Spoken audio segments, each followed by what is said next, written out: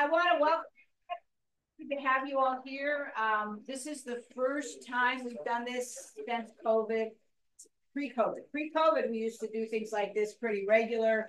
In fact, many of us that were in any kind of leadership positions spent a lot of time in our cars, to be honest. But this is the first time. Last year, the President AG training was in Tucson and everybody was expected to go up to Tucson. This year, the line has decided that we're going to try and hit the road. So good morning. So this is the first. We are including 3 regions here, right? 1, 2, 4 regions, 4 regions here. So we have assistant directors, assistant governors here. Most of you know me, Sue Archibald. I'm the incoming governor. And we're hitting the road then next weekend. 2 weeks from now, we're in Tucson, doing one at the YMCA downtown. Then we head out to Yuma, and we're going to do same thing in Yuma. And then our last one is in the Marana, Saddlebrook, that whole part of our district. So we're trying to hit the road, and we're going to try and build on this every year. I think us coming out makes a lot more sense than asking you to come in. And most other trainings lately have all been on Zoom, as you all know. So this is, again, getting in person. Hopefully, if you don't already know your AG, you know them now. Because we have, and Candy's not here. That's who we're missing. Huh? Yeah, I talked to her yesterday. Okay. Make sure, double check, see if she's called or anything. She needs one more day. So what I want to do first is go around the table. And what I'd like you to do is introduce yourself. I want you to take less than 30 seconds. Introduce yourself, what club you're from, and talk to me about why you're part of Rotary. Share what Rotary means to you at this point. You're all presidents. You're all in positions that will make a difference to your club, to say the least. And thank you for your service, to say the least. So I'm going to go around. So I'm going to start. So I've been Rotary initially because my father was a 40-year Rotarian. So I'm a second generation Rotarian, as they call us. And I was in the Catalina Club for the first 12 years of my experience. And then when we moved to Sonoyta, I joined the Mountain Empire Club. So that's what brought me into Rotary, is my growing up in a Rotary family. My mother was a Rotarian. In the old days, we had before women. Women didn't come into Rotary till '87. So if you don't know that little note, it went all the way to the Supreme Court to get us ladies here. So very honored to be part of Rotary. And my dad was still alive, and he pinned me with my first pin. So that was really special. I have a great picture of him. So anyway, I'm going to start. Joe? Yeah, Joe Pewitt. I'm the Assistant Governor of Region 12, which includes Benson, Sierra Vista Sunrise, and Douglas. Douglas, President, Christine Gomez couldn't be here. I myself am in the Sierra Vista Club. And the reason why I joined Rotary, I was in the military for 30 years, moving place to place, not being able to give back to community to the degree that I wanted to give back to. And once I finally kind of retired from the military, I thought Rotary was a great opportunity for me to give back not only the local community, but the international community. And I was first introduced to Rotary by my grandfather, who was a Rotarian, who would, anytime I visited him, would take me to a Rotary meeting. That family stuff is a nice connect. Terry? Terry Fleetwood. I'm from the incoming Benson Rotary. And my story is actually quite similar. I was raised in a small town, graduating class of 35 Yahoos out of Eastern Washington. And bless you. I don't know why, but I joined the military at 17 and did 28 years. And what I discovered over the course of time was that my small town really made me who I am. And so I've always wanted to give back. And I live in a small town in Benson, and I'm just impressed with the community service and things I do for kids. And I want to give back. So that's the microphone. Oh, the camera's right there. So they're just going to hear. Oh, I was just going to turn it to everybody. Terry, raise your hand. Joe, raise your hand. Okay, lead it. I'm Lita Lindstrom from the Service to Sunrise Rotary, and I got involved because of service. And so when I was a kid, I used to do service through my church. And then when my son was little, he joined Scouts, and from the littlest until he was 17, and we always did service projects there. And then when he was done, I didn't have any more service projects, and then I found Rotary. That's why I'm here. Cool. Tina. I'm Tina McGee. I've been in Rotary for less than a year, and I became president-elect. I'm actually. I feel your pain. We went to the bathroom. That's I'm actually a full-time RVer, and we are looking for a home in Wilcox. And I joined Rotary to help our newly adopted community here in Wilcox. Cool, welcome. Right. I love Appalachians. So I'm Bud Eckhart from Two Back Rotary Club. I've been a Rotarian since 1985, and I've never been president. Really? So there's something wrong with this picture. Right. But I was a traveling salesman for many years, and I knew what a commitment to be the president was. And I always wanted to be, but now I'm retired, and so this is my first year, and I'm really looking forward to it. So how many years has your wife been president? I was just gonna say that, yeah. My wife was president of the Two Back Club 5 times. Oh my God. Because no one else would do it. So you have 4 to go after that. Well, no, everything everybody's telling me that the best day is when you get your pin and when you retire, but past president, but I don't see it that way. I'm really looking forward to this. My name is Annalisa. I'm with the Mountain Empire Club, and I had no idea about Rotary or anything like that. I kind of just stumbled into it one day in Sonoyta, and I looked around and was like, these are my people. I didn't even know there was a club that was as crazy as my personality is. So I don't think it's been a year for me either. I don't know. I think I started in June. It's right there. I think my swearing in and All happened at once. it's all 1 year anniversary. So it's just pretty cool that there's people that have a heart that matches up with mine, and it's been awesome. Like getting to know Terry, we just chatted it up, working, putting away tables and chairs. There's something special about everybody that's in this club. So then there's this guy. Tony Vartola, Rio Rico, 4th time as president. And again, Rodale wanted to step up, and so, and also my second stint as AG for Region 10. I had promised Sue a long time ago that if she ever became governor, I'd be her AG, and she called that shit in. and You do anything you can. Yeah, so I was just going to be there, but then Don and Bruce coerced me to be AG last year. So I thought, it's okay, get it under my belt so that way I could be a better one for Sue. And I got into Rotary in 2000. I was a factory manager in Mexico when I came down here. And I would leave 6 o'clock in the morning and come home 6 o'clock at night and didn't know anybody on the US side. All my friends, everybody I dealt with was in Mexico.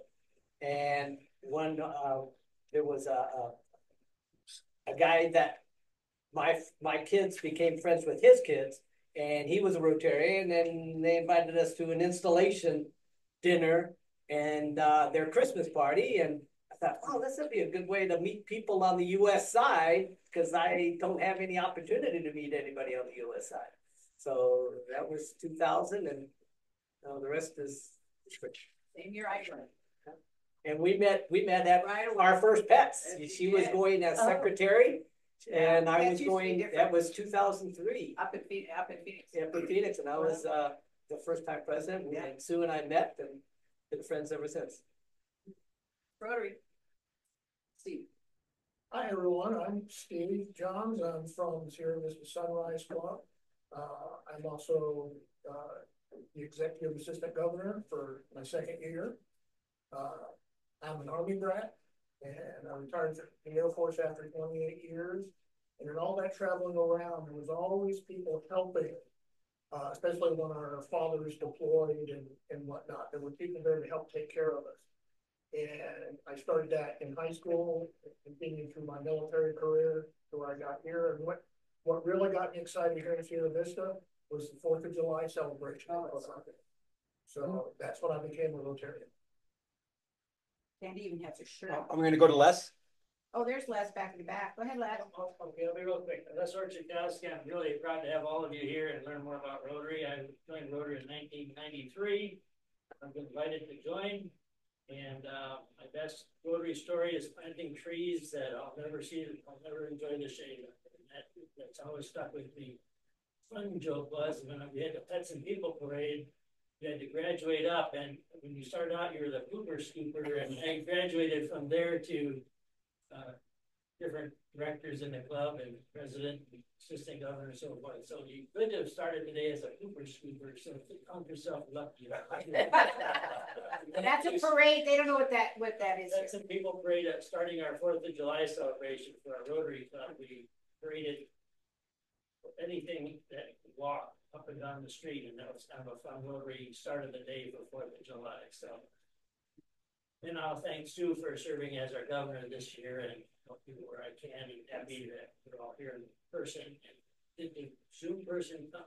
The Zoom person's not joined yet, but Les, you have a job at district too. Why don't you mention that? Oh, I'm also happy and honored to help serve with the foundation for the Paul Harris Society and the Triple Crown recognition. And I'd invite anyone who doesn't know about that to ask me and call me, because we hope to have continuing support for the foundation.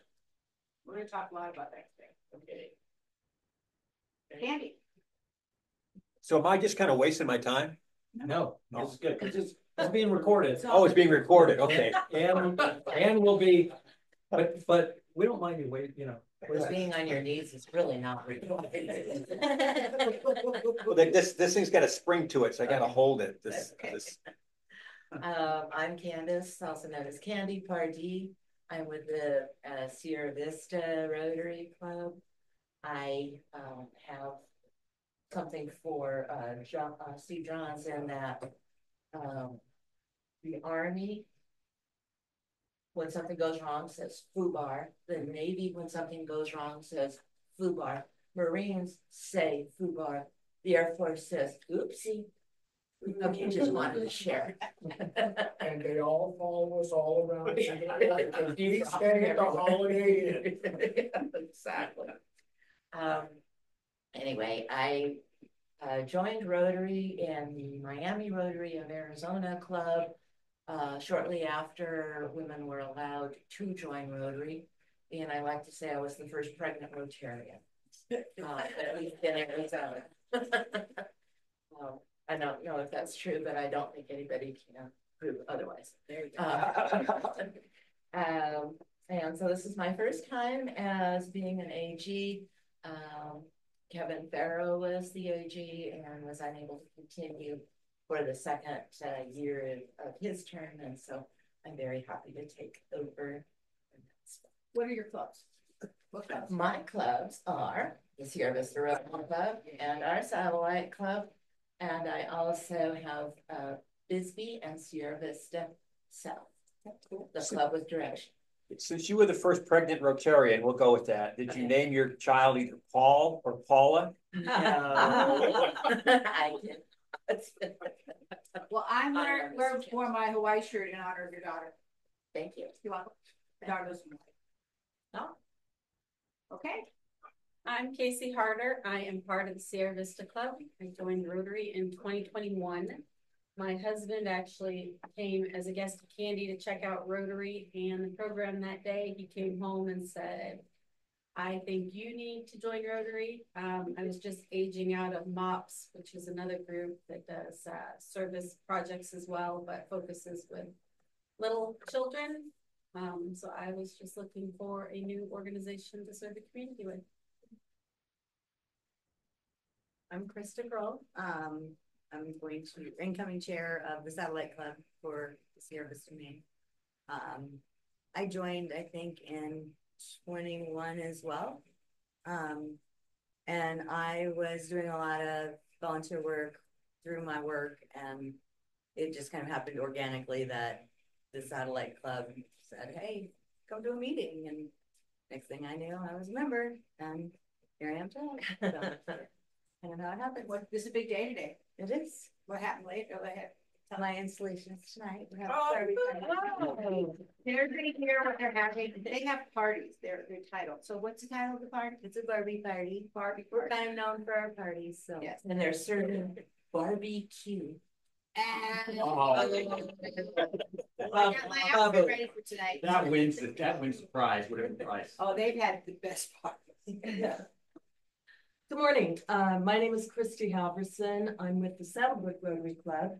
And like Candy, I've been in Rotary since 1989, a long time. I joined Rotary because I worked with my dad and a draftsman. I'm with two old men, and I never saw people my own age, so that's why I joined. And the programs were fabulous, so that's why I continued to go until I really understood what Rotary was all about. So I'm a past president, past district governor, past foundation chair up in Oregon, and now I'm the current foundation chair here. My name's Bruce Monroe. I am the district governor-elect. I'll be following Sue. So tell your successors about this date and location. We're going to be doing something like this next year. I'm from the Two-Back Club.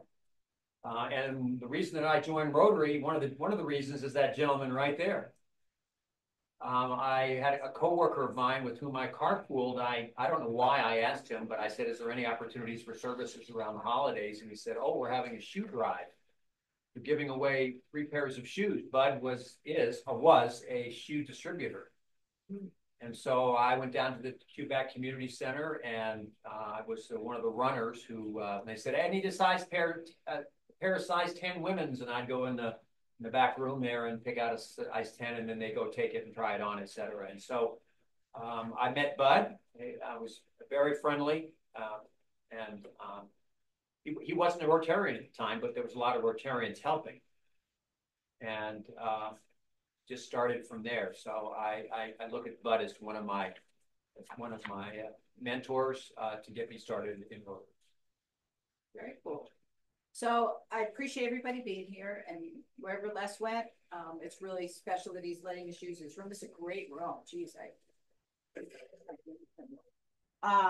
but it's important that as we work our way around and get to know each other a little bit, we're going to do a lot of conversation in small groups today. So we're going to do some planning. We're going to try and learn more about each other, maybe develop some new partnerships or some new projects or something that we can do jointly, and think outside of our own little world that we live in. We all have our own little world. So what we're going to do for the first half an hour or so is I'm going to have Steve come up, and you've got a page that says expectations of the AG. And the reason I have AGs and presidents together is I want you all to understand what each other's roles are and how some stuff's pretty similar, some stuff's really different, but the expectations. So we're first going to go through the AG roles and what they're doing. So Steve and I are going to kind of tag team that. And then we're going to go through what the president's expectations are.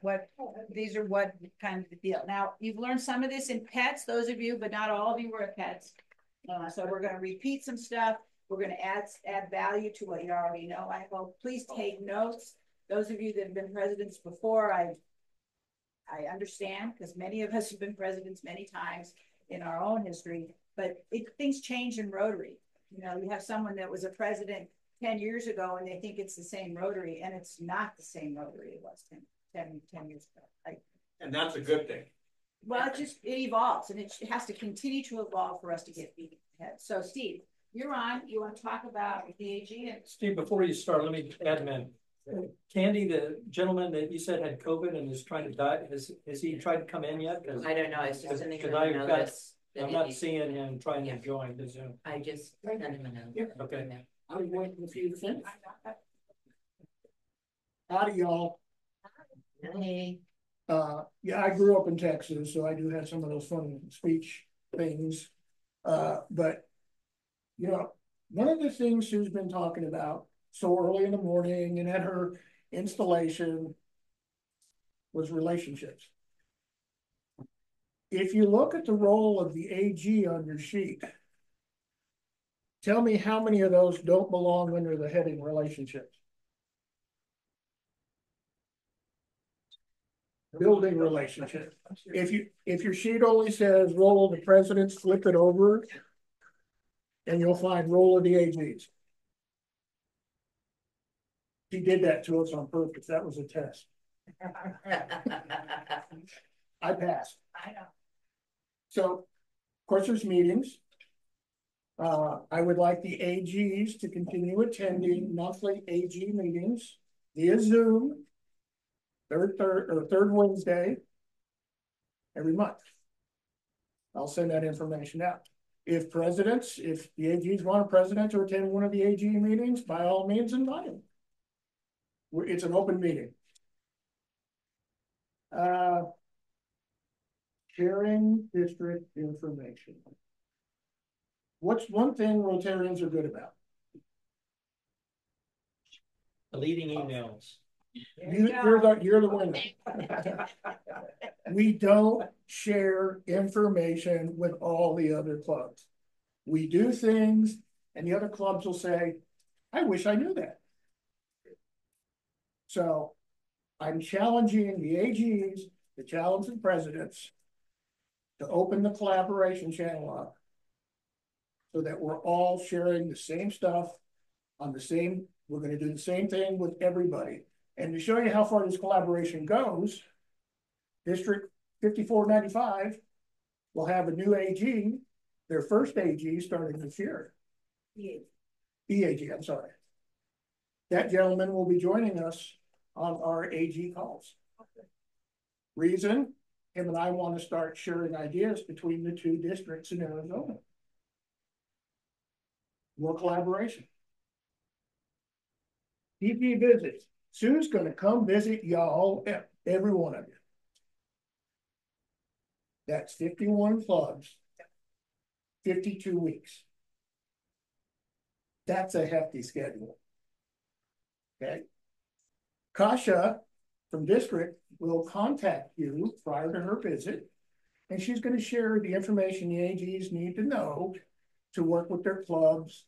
And it's good, you know, you'll get the Sue's autobiography. You'll get how the meeting should go. And please remember, when DG Sue comes to your club, she is the program for the day. Please don't have a bunch of other people scheduled to give presentations. So, roll at pets. How many got to go to pets this year? How many AGs got to go to pets this year? They have an awesome AG session there. They didn't have it before.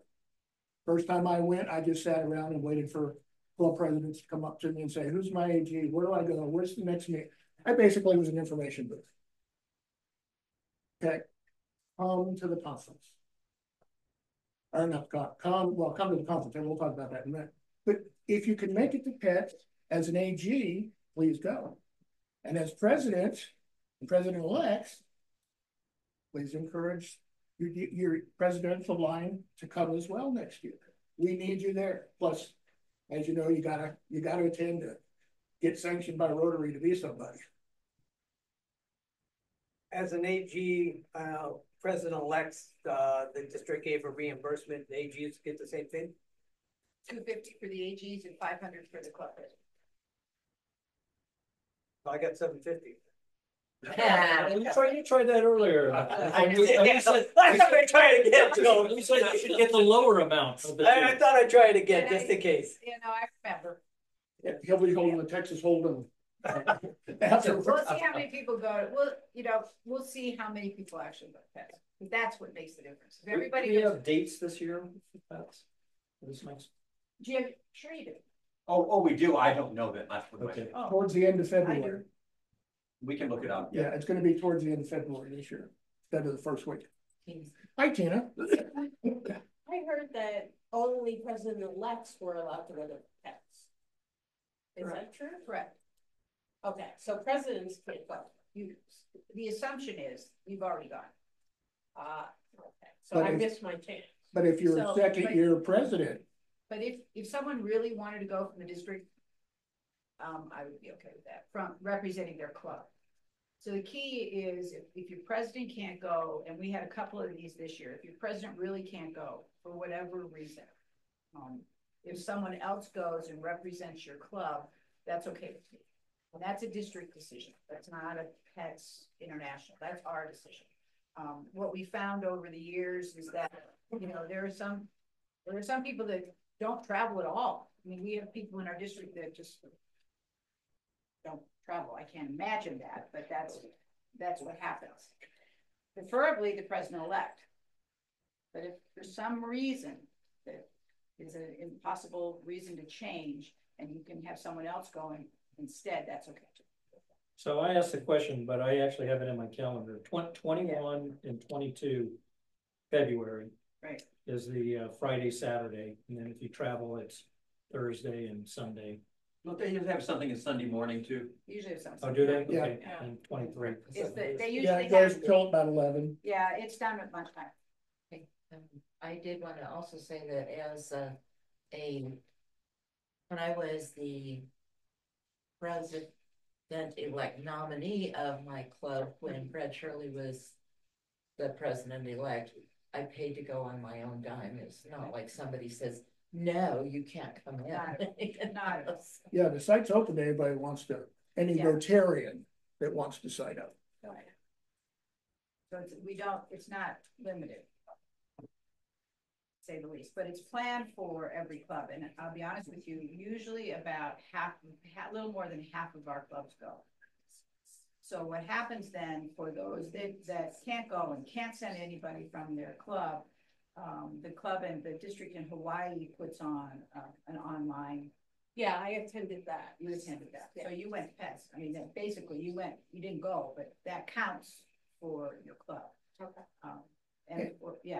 We should have that. And what I want to say about attending PETS virtually, I was president during COVID, so I got to go to a virtual PETS.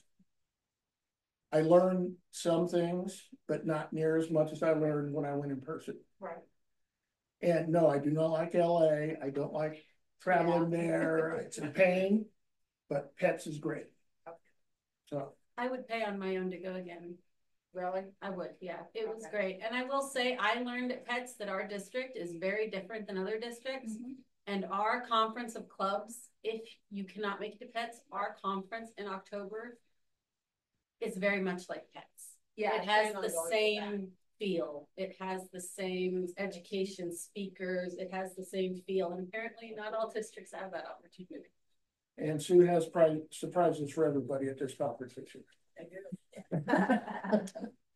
I haven't seen them all, but I've heard their surprises, and knowing her, a lot of you know Sue very well, right?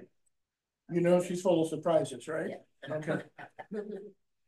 Sue, I'm gonna save this marketing one till last because I'm not sure what we're. Okay. Share annual calendar. Oh my gosh. How many of the clubs, how many AGs go out and actually share stuff to the district annual calendar? Events you're gonna have. Sue makes us. Sue makes you. Yeah. MER. Yeah. Yeah. How about the other clubs? Anybody? Guess what? When we go to DAC-DB, it actually gets easier. I even learned how to use DAC-DB and put events out, and it's amazing compared to what we have right now. What we have right now is not bad. But I encourage all of you to at least go out and look at DAC-DB. If you don't have your login credentials yet, let Leo Lawrenson know. He picked up a new nickname in a meeting recently because DAC-DB kept saying lean on Leo. So he's now LOL. And that's true. So does everybody in the room know what we're talking about in regards to DAC-DB? I see some people with questions on their face. In Club Runner? Terry, do you know that? You know what's going on with the DAC-DB stuff and Club Runner? Yes, Okay. yes, I do. My concern is the fact that things I've tried to get into until I'm actually installed or what have you. Just call him. Yeah, because the first thing your club has got to do is click on to share information with that DB. We brought a computer just to check your club to make sure your club has already done that. We have about 10 clubs in the district that have not done that yet. And when you toggle on to share information with that DB, that does not do anything to your information being shared with club. And with billing coming up, we need to have that done because your billing won't be correct unless that's done. Okay, so how many people have heard of that DB? How many people have actually gone out and tried to get on it? We have somebody here, no, okay, And you'll learn. So That's- Club Runner, when we say Club Runner, okay, this is a new platform that the district has purchased and become a part of. It's free to the clubs for Club Runner cost. So now the district is managing the cost, and the basic DAC-DB information system is free to all the clubs, including the satellite.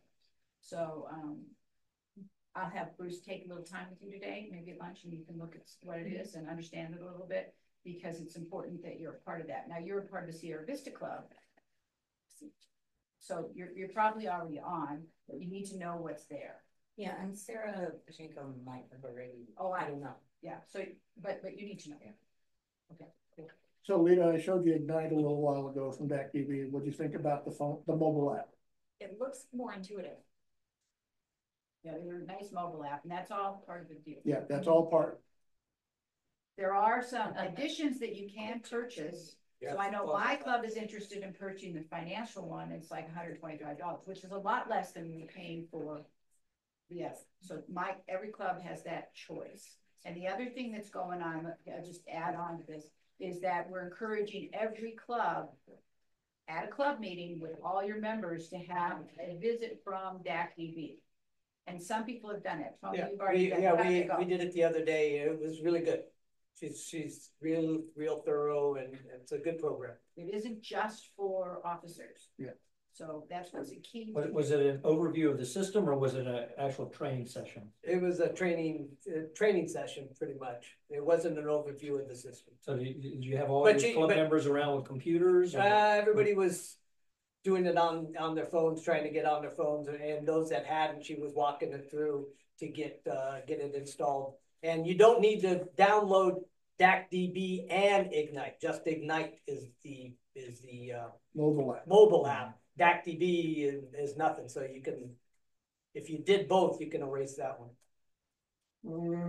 Yeah, as she said, yeah. Okay. Delete DAC-DB. I mean, on your phone, you're talking about. Yeah, on the phone, not your computer. Computer is DAC-DB. Right. Phone is Ignite. Okay, thank you for clarifying that.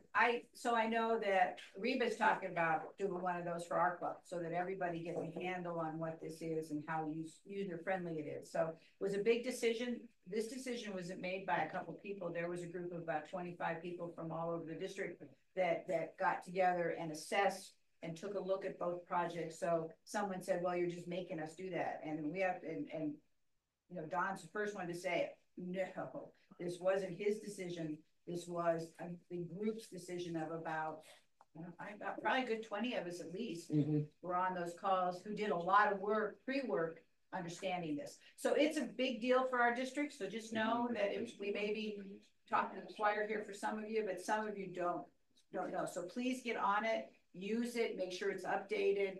You know, when you have a new member, get it on there. Check your numbers right now. I'm going to talk about that too, about that in a minute. So.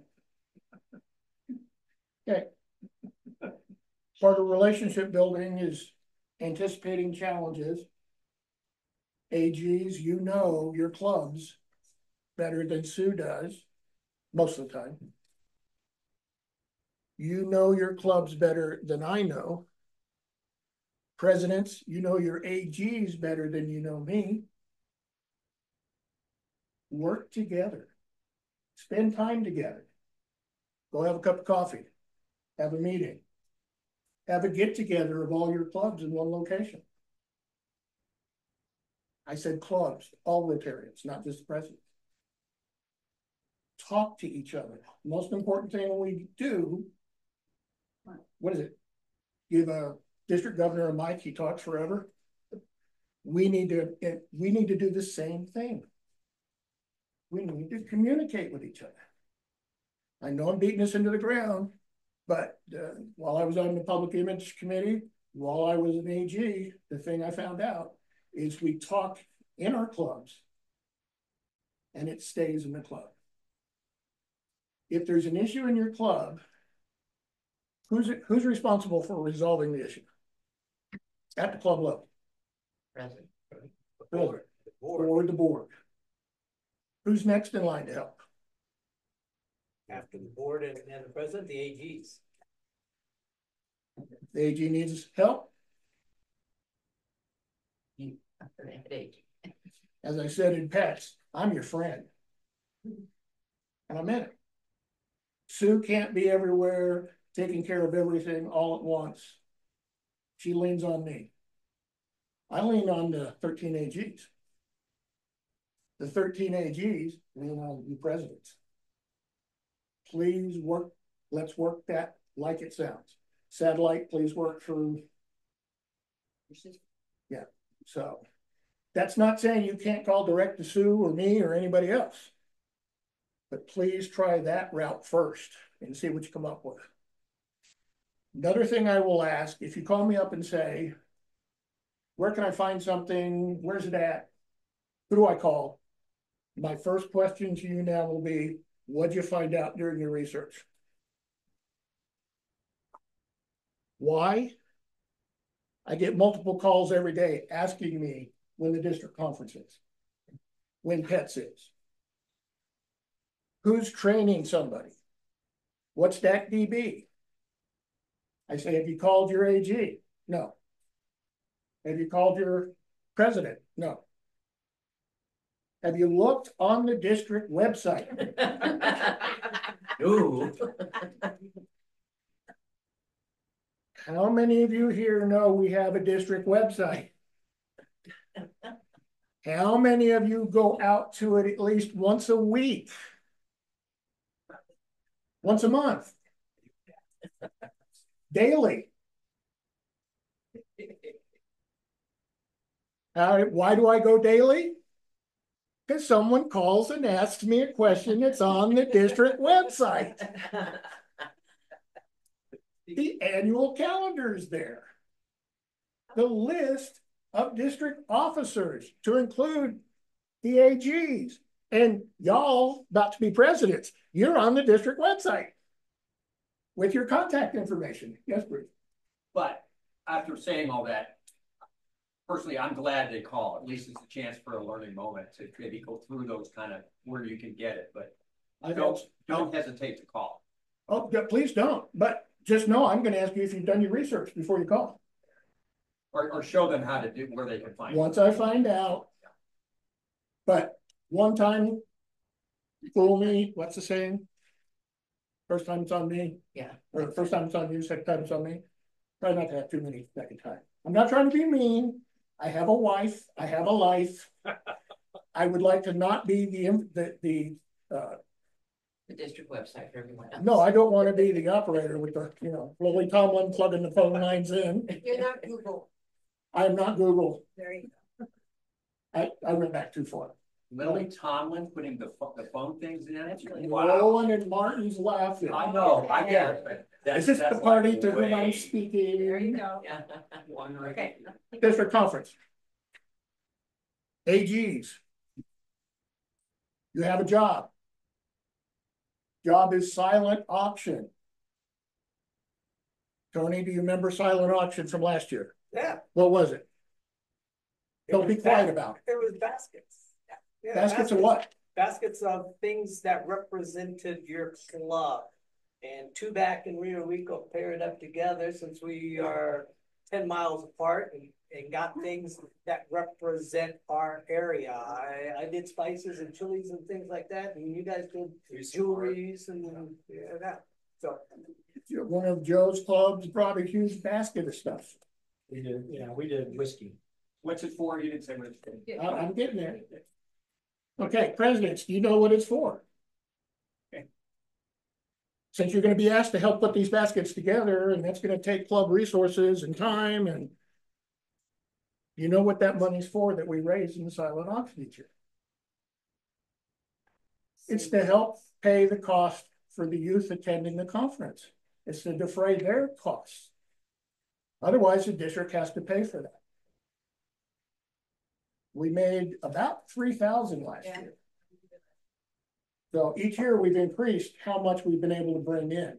So the challenge AGs, hint presidents, is to come up with ideas that will bring more than $3,000.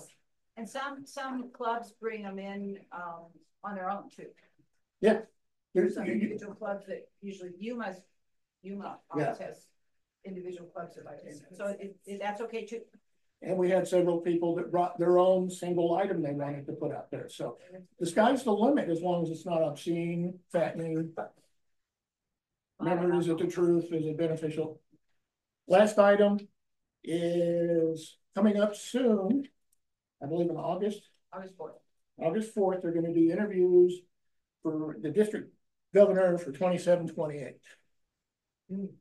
Each region has to have a representative who will interview and vote on that incoming district governor. Does not have to be the AG. However, if the AG can't find someone, you're automatically nominated to sit on that call. Yeah, it's a Zoom. So please, this is very important because this is your chance to see who is out there that wants to be district governor and have a say in who gets that seat. August 4th is a Sunday. It's a Sunday. Okay. Yeah. We've started doing that a few years back, Joe. And so you're going to talk about marketing? Yeah, I'm going to talk about, so this year, the zone.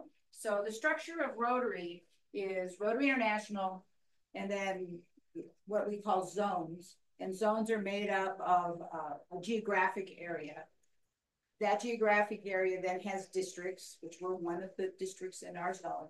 And then we go to clubs. So that's kind of the structure. So the zones, most of the zones are paired with another zone. So 26 and 27 are our zones. And our zone has a website, if you ever wanted to understand that a little bit.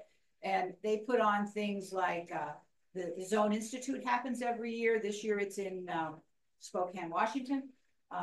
Last year was in San Diego. It's a training. It's also the training before the zone, there's training for the district governor nominee and the district governor elect. So there's some formal things to it, but the actual zone training, which is almost like another district conference or another international assembly. They're big events. This year, like I said, it's in Spokane. So we the person that we're going to elect in August will attend that as an emerging leader. They have an emerging leaders line project there. So they get to go. It's open to anybody. So check out the zone website. There's lots of information on that zone website to say that's another whole training in itself.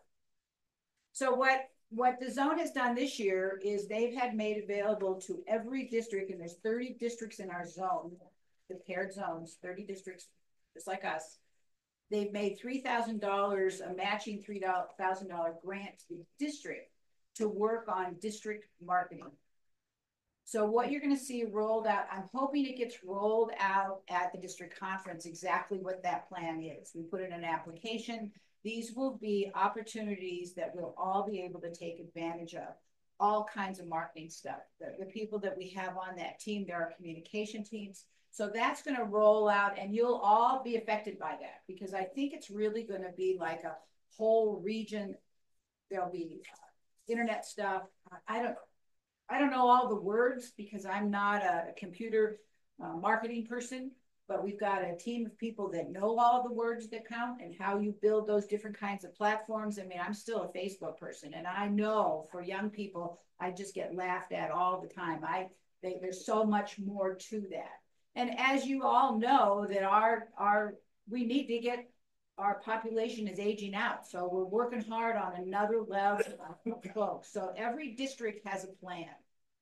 So we did ours. There'll also be some training that comes out of that plan that they're going to share with each club to do things that I don't know how to do, but I'm going to learn. And for those clubs that don't know how to do some of this stuff, they're going to do a real basic plan to help you get your information out in the world we live in. So I can't tell you more than that because I don't know how to talk about it, other than we're very excited to be able to do that. This is the first time there's ever been an opportunity from the zone. So of course, all of us said, where'd you get $90,000, Mr. Zone? And what happened is our zone director said, you know, over the years, many years, we've made a little tiny profit off the Zone Institute or off something we've done, and we just stuck it in an account. And we've decided this year to just get rid of all of it. So 28 out of 30 of the districts applied for that money, which is fabulous. I know I don't like to leave any money on the table. So you're going to start hearing more about that. And I think the rollout of it will be during the district conference. So just be prepared. So we're pretty excited about that. I don't know what it's going to look like. Talk a little bit about that? Yeah, real quick. One of the things they're going to do is show you how to do a Google business page so that when people search for Rotary in your area, your page will pop up and it makes it easier for them to get directly contacted with you.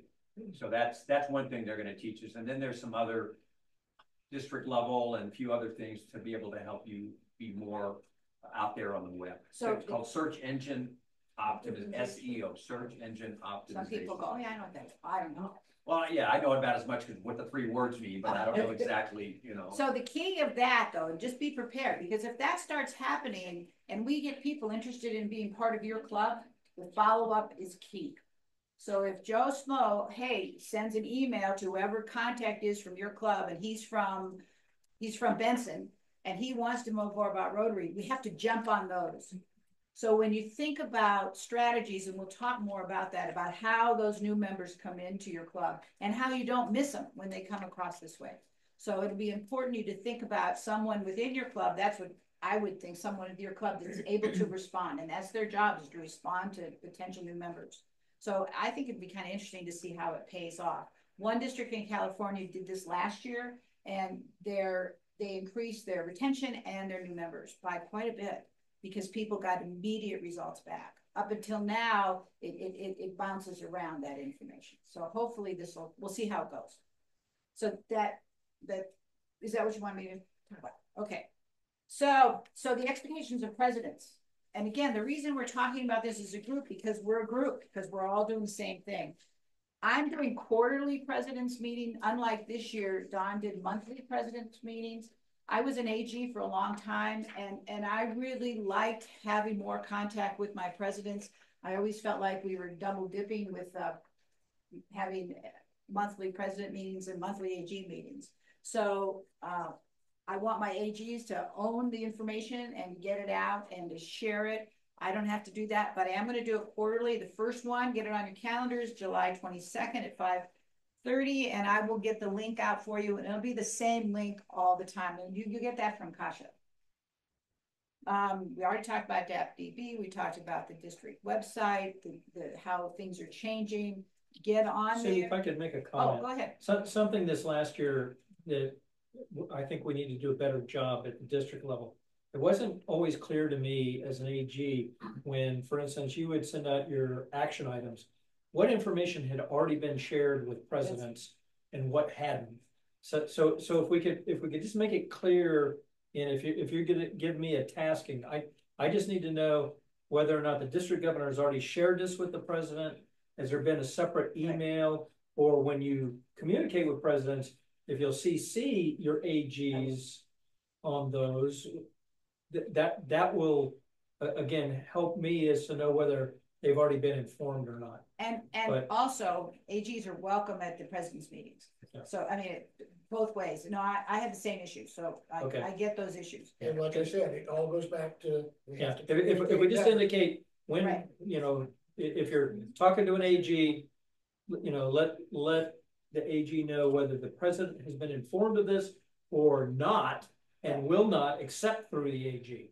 So, or it will also be brought up. My hope is as we evolve the AG job, as the giver of information. The president's meeting for me is, what I see a president's meeting is, I just like to know what's going on in the district.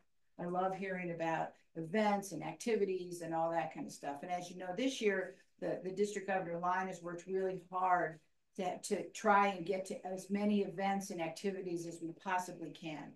We have the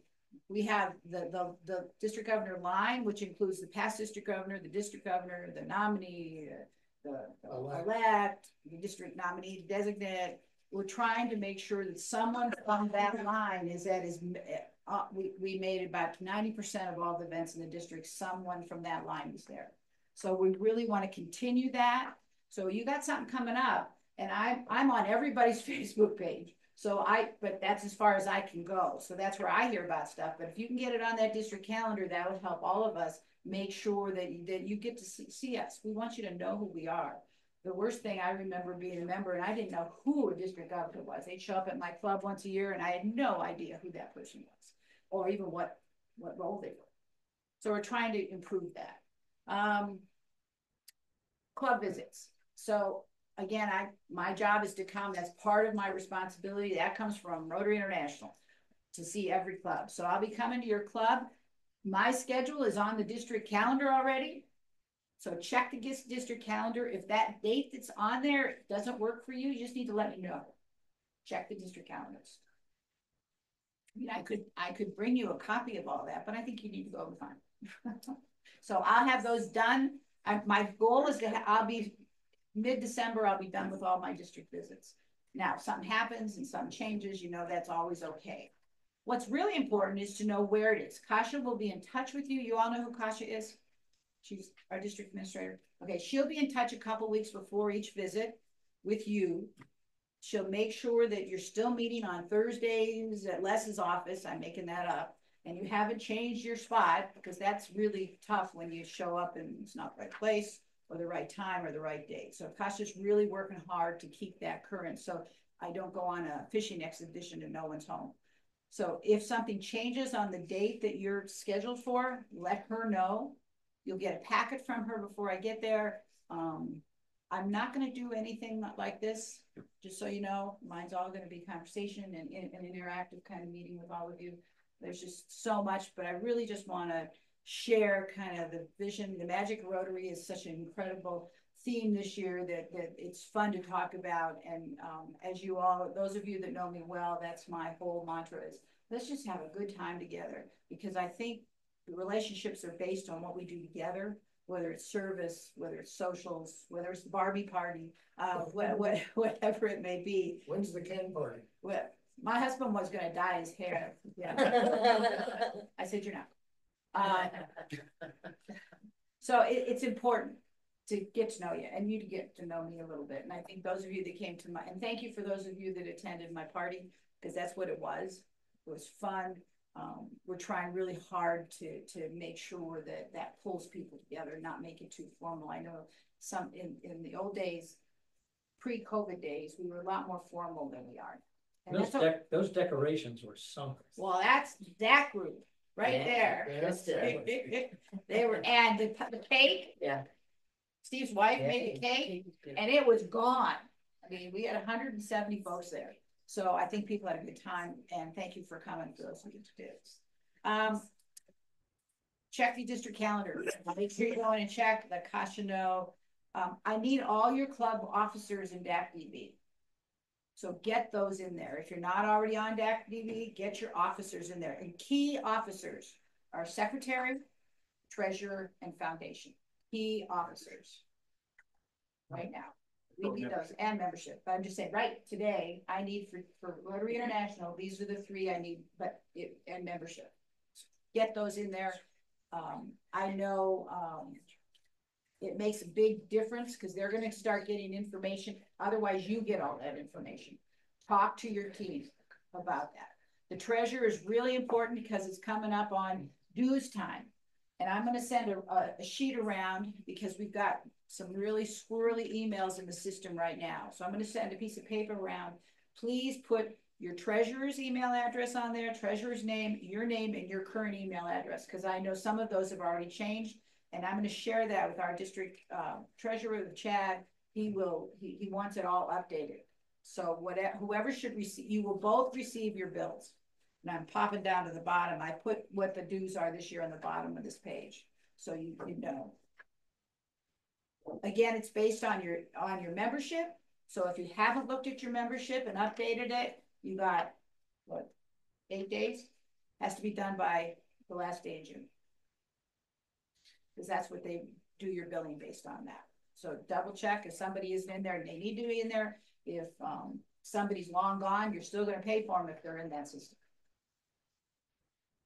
Okay, my hope is that you've already worked on your goals for next year, your own personal, what you want to see happen with your club, and you've shared those goals with your club. Please, there's a spot in the system for those. Share your goals. It's important because that's how we measure. Rotary International uses all that information to refer to as what Rotary does in the world. So every club, so there's 580 some districts in Rotary in 200, almost 200 countries. So there's a lot of us. And if you get good data from everybody, that really says a lot about Rotary and its impact on an international basis. And that's what Rotary International is looking for. We use that in our own district as well. So it's important that it goes there. Sue, if I could throw something out. Sure. As a former district secretary. Yeah. The district governor and the line really need to know what the talents are of your members. So if your member just puts in that they're retired, that tells nothing. If they're like a retired computer person or a retired, whatever, that can help. Accountant, military. With military alone won't help, but if they were like in some kind of technical thing or whatever, that does help. So yeah, so check through your membership. You'll all have permission to go deep into your club as presidents. If you haven't already checked that out, you have that's your you'll know everything in the world about your club and all your members. Talked about that. So even though you're starting as your president, you need a president-elect for Bruce, because starting soon, he's going to have to, and it's going to be you again. Congratulations. I've been a 2-year president times. Our club only does 2-year presidents usually. This year's an exception, but mostly we've done 2-year presidents for a while, unless Annalise decides to stay for another year. But that at this point, we have a president-elect. But it's important that that information gets put in the DAC-DB as well. And then Bruce is going to need to have that information to start giving that into the pets, so to make sure all those people are invited into pets. And he's going to be required to have that done probably within the next 3 to 4 months. And the sooner it's not only for record keeping, long as if they know they're going to be president-elect, they're going to have a different focus in the club. And they're going to be thinking about what the president's doing, trying to, have continuity and those things like that. So the bookkeeping is fine, but the continuity and preparation for presidency is very key. So RLI and RLA, does everyone know when I say those words what that means? The Rotary Leadership Institute and the Rotary Leadership Academy. So who's graduated from the Institute here? You want to talk about the Institute? It is, in my opinion, it's a great starting point to learn more about Rotary. It comes in 3 block sessions, whatever you want to call it, and it takes you from where Rotary started to what we're doing today and beyond, and what you need to be able to do as a Rotarian. Its name to me is misleading because it's leadership. It's actually learning. And it would be awesome for a new Rotarian as well as someone who's been in Rotary for a while to refresh their memory or to learn something new that may have come along since they last went to RLI. So how it's structured now is we just had RLI 1 and it was a Zoom RLI. RLI 1 and 2 will be offered to the district conference in person. So a second class of 1 will start, and the class that did 1, they can take their second one, will be the district conference. And then come spring, RLI 1, 2, and 3 will all be offered on Zoom. So if you did the whole thing this year, you get 1, 2, and 3. When I took it, took 3 years because it was offered once a year. And those of us that took it years ago, took it 3 years to get through it. So this year we're doing it in hops. The middle one is going to be always the district conference, and there's always a 1 going to happen. If you've done 1, 2 will be there, like I said. So we're gonna, as of the spring, it will always be 1, 2, and 3. How about RLA? Who's graduated from RLA? Steve. Bruce, you want to talk about RLA? RLA, Rotary Leadership Academy, right? Mm-hmm. It is a 8-month, believe it or not, with 3 months kind of semesters, if you will, with a month in between, each covering a fairly in-depth topic about Rotary foundation, membership, youth protection, which Candy, who's an expert in that. She's our youth protection officer. She's our youth protection officer. And it goes in deep. There's you have usually a class, and then you have a group of cohorts. You have an assignment related to that. Every module has an assignment. They require some reading and turning in some kind of a written report of that particular part of the subject that you had to research and think about.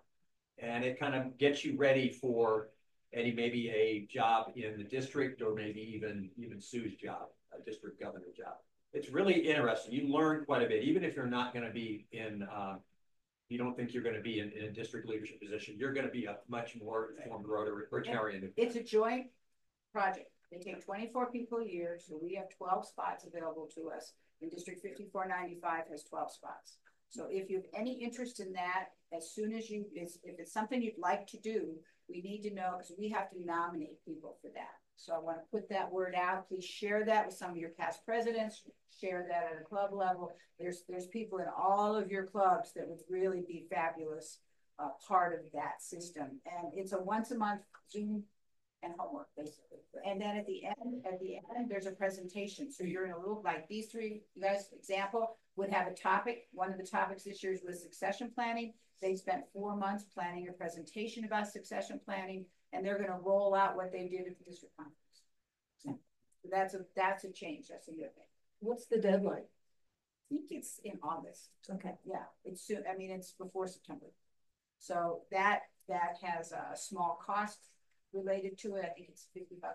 I mean, if there's a cost related. Some clubs pay for that for their persons to go, and others pay it out of their own pocket. So everybody does it a little bit different. And guess where you can find more information about RLA?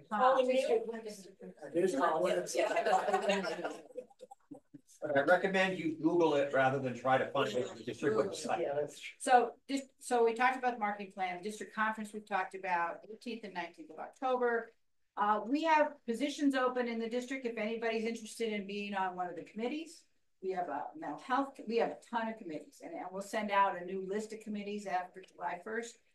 There are positions on all of those, and you can go to any committee meeting you're interested in. I know we started a new mental health committee this year, and that's just taken off. And they're doing some really cool stuff. They're going to do some stuff at the district conference as well that I think is pretty cool. In regards to that issue, there's committees on just about everything.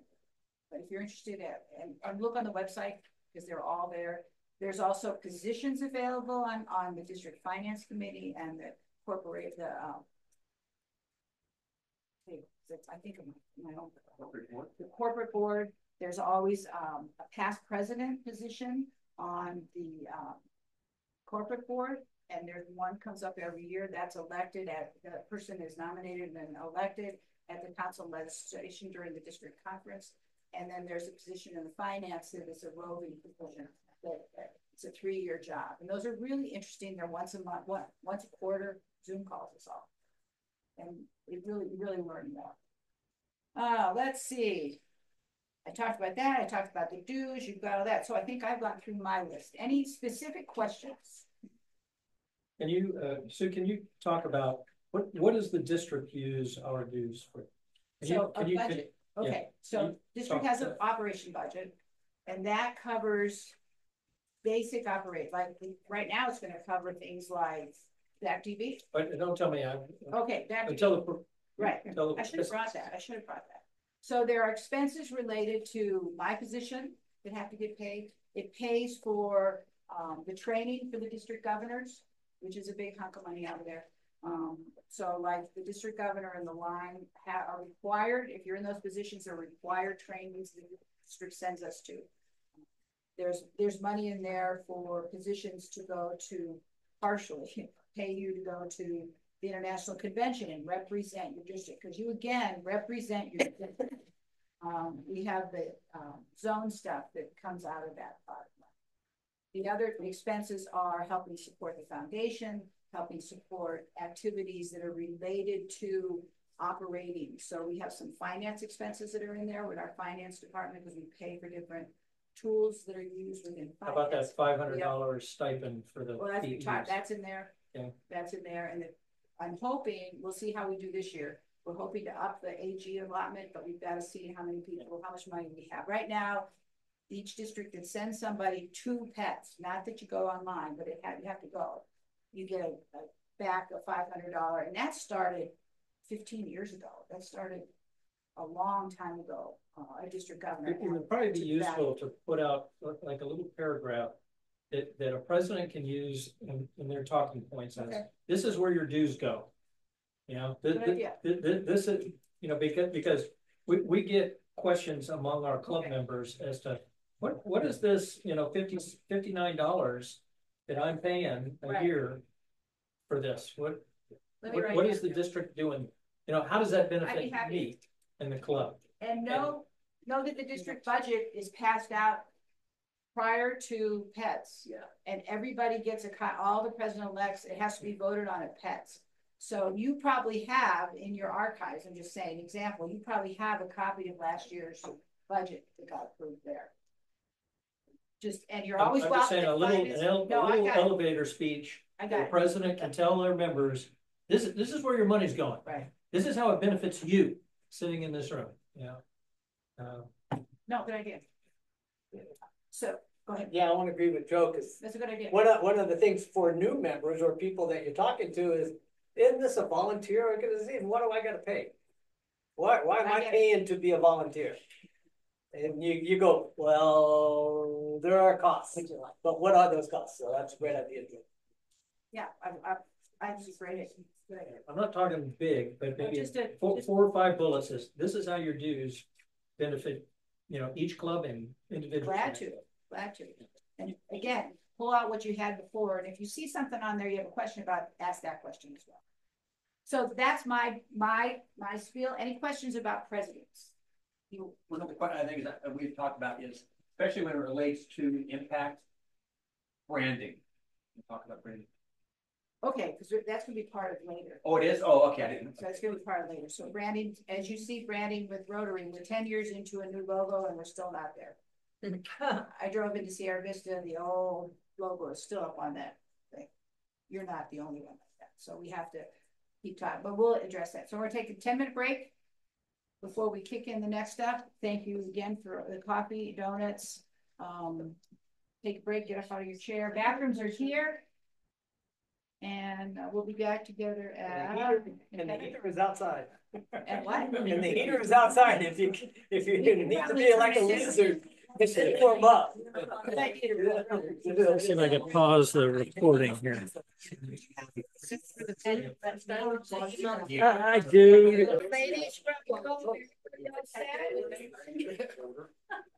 One of my favorite parts.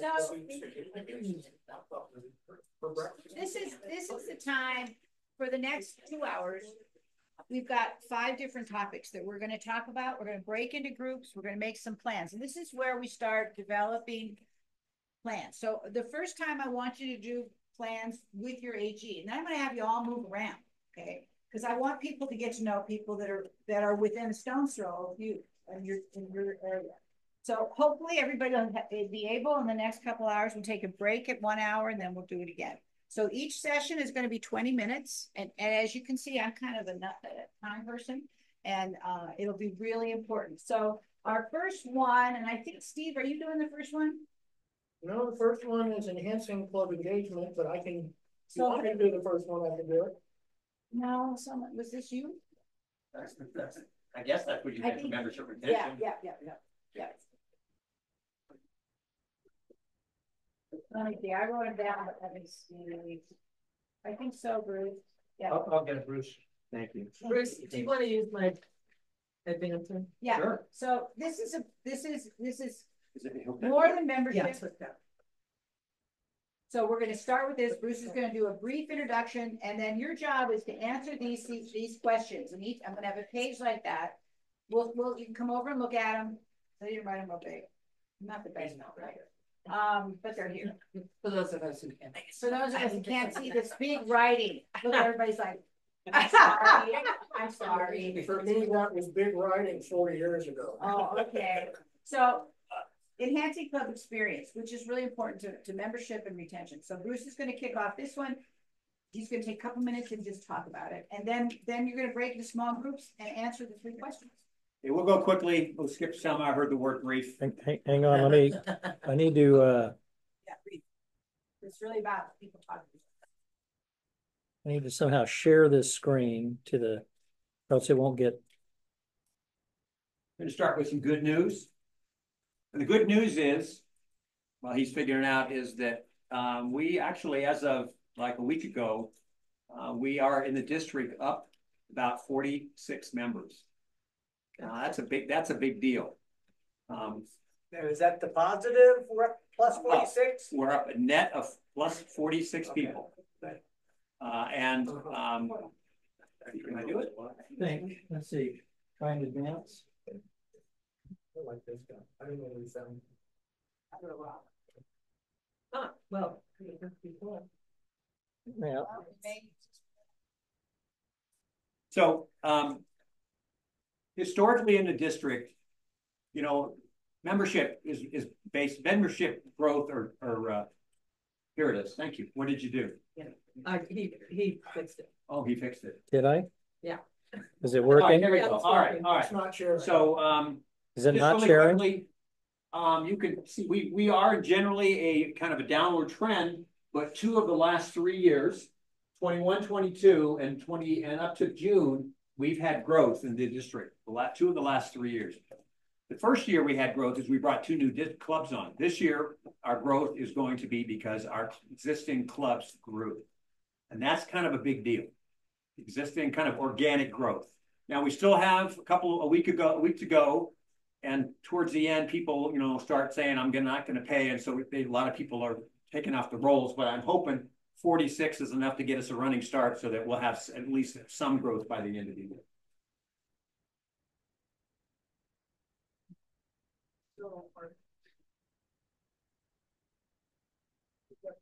Yeah. Next slide.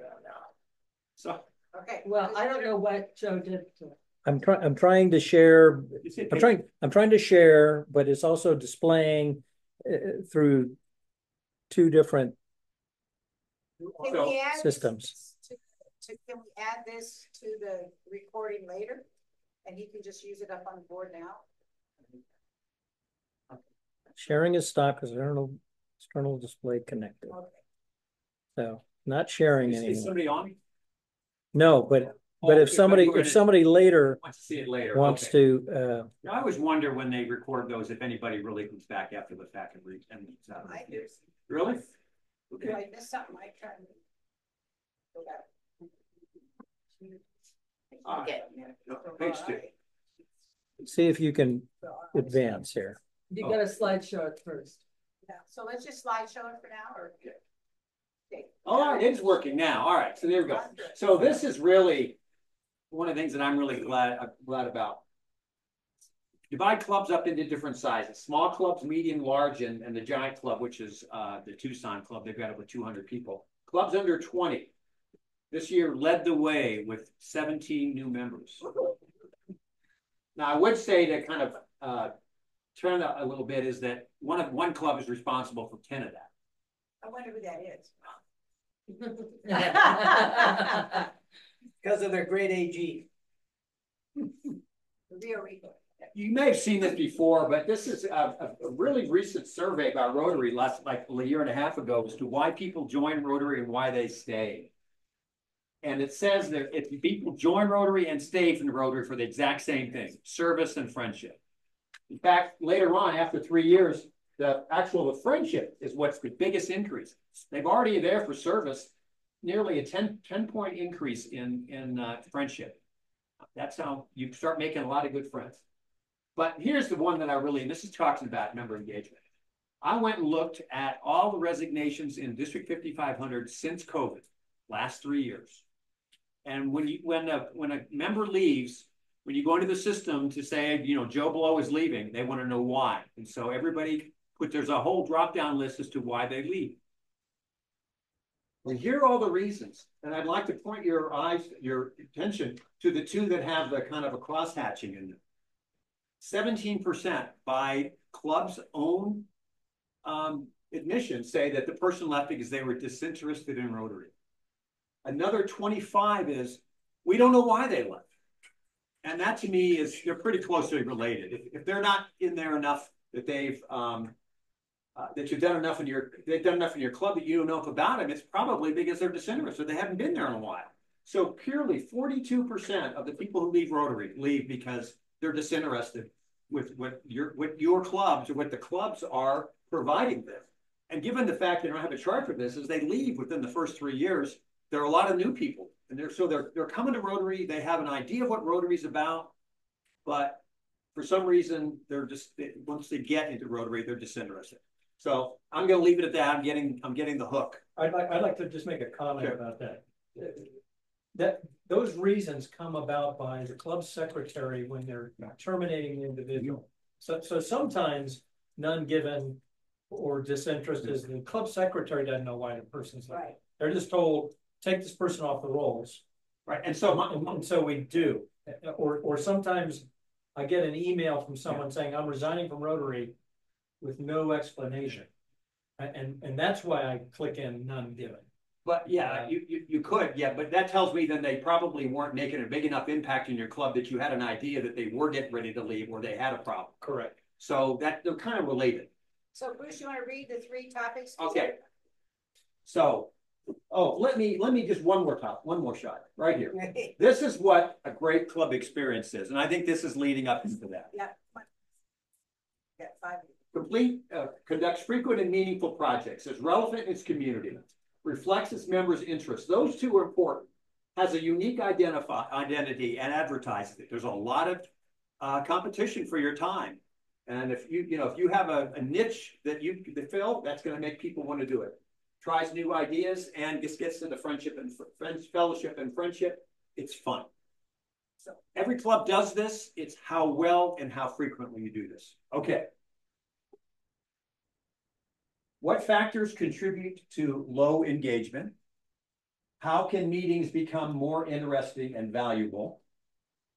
What activities could increase member participation and involvement? So let's break into small group. How about these 4, you 3, and the line over here, and answer those questions. You've got about 10 minutes to talk it through and think about how you'd like to do things different within your own club. So we'll read that again. You want to read it again, Bruce, with 2 questions? Okay. What factors contribute to low engagement? Did everybody hear that? What? Keep that up there. Keep that up. I was doing a little. What factors contribute to low engagement? Come on, Tina. How can meetings become more interesting and valuable? What activities could increase member participation and involvement? Opportunity to share information. So I'm going to get started. You guys, okay. What did you come up with? What factors contribute to low engagement? We said the age of the club members, the average age, sometimes the lack of projects and activities, and to gain engagement, diverse projects would be good.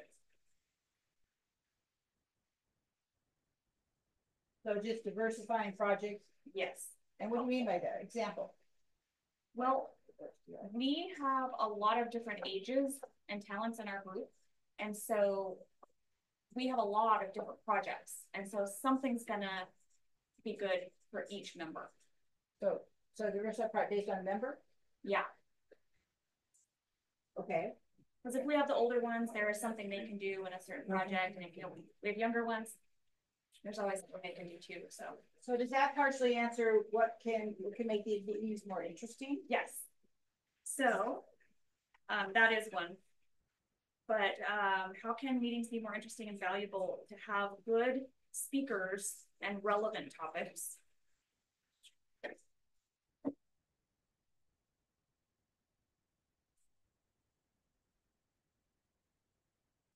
And to spread out the responsibilities of programs. So it's not a burden on just one person. You mean of bringing programs in or of? And you get diversity of who comes in. That's really a program development. Yes. And then in our club, we do the happy bucks. Okay. Or to allow everybody a chance to speak. Include everybody.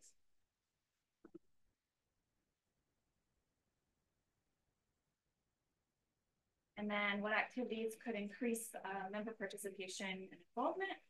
We have more diverse projects. Okay. Kind of goes along with that one.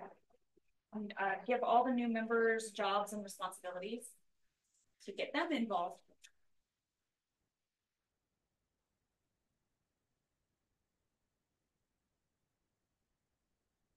And then being out in the community doing all these projects draws attention to you, so that's good. And then advertise on social media what you are doing in the community. Yeah, in the community and advertise. Or brag. Brag. That's what we have. Okay. Thank you. All right. Bud, your group. Tina's going to be our spokesperson. Okay, Tina. What factors contribute to low engagement? We had older people and snowbirds in some cases. This is Arizona. And we also had time. We have a lot of people who have time crunches with work, and that contributes to low engagement and low attendance at meetings.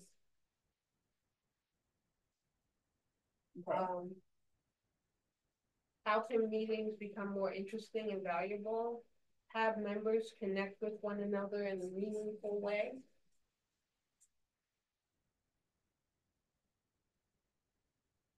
Give me an example.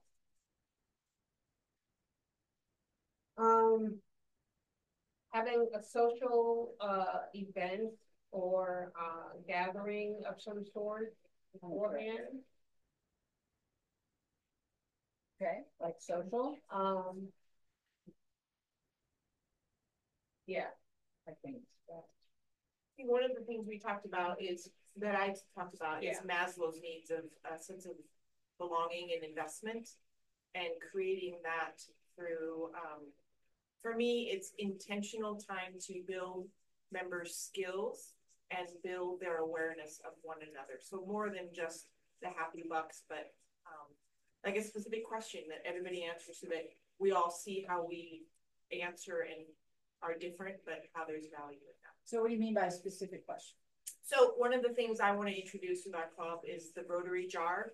So it's a jar with questions in it, and we'll just pull a question. That's the question versus visiting with the people just to the left or the right of you. Everybody answers that question. So we hear how we are all different in that. So, and get to know each other at the same time.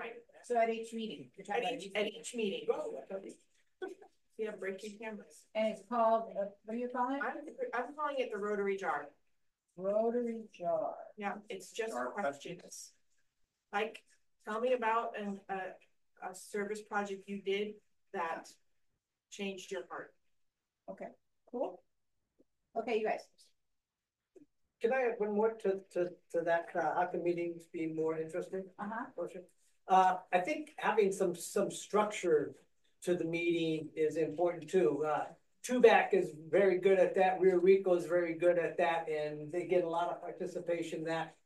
One of my other clubs, not present, is not very good at that. Their meetings are just whatever. We're gonna meet we're gonna have lunch and whatever it is, and so they don't get a lot of participation because they no agenda, they have nothing. So having an agenda and having some kind of structure that they know that they know the first meeting of the month we're going to be with the schools. The schools that second meeting of the month is going to be a club meeting. The third meeting of the month is going to be a speaker. The fourth meeting of the month is going to be a member giving a presentation about their life and that. So people know what's coming up. So an agenda with a purpose. Agenda, but also structure so that people who can't be there to every meeting can say, I want to go to the one with the schools.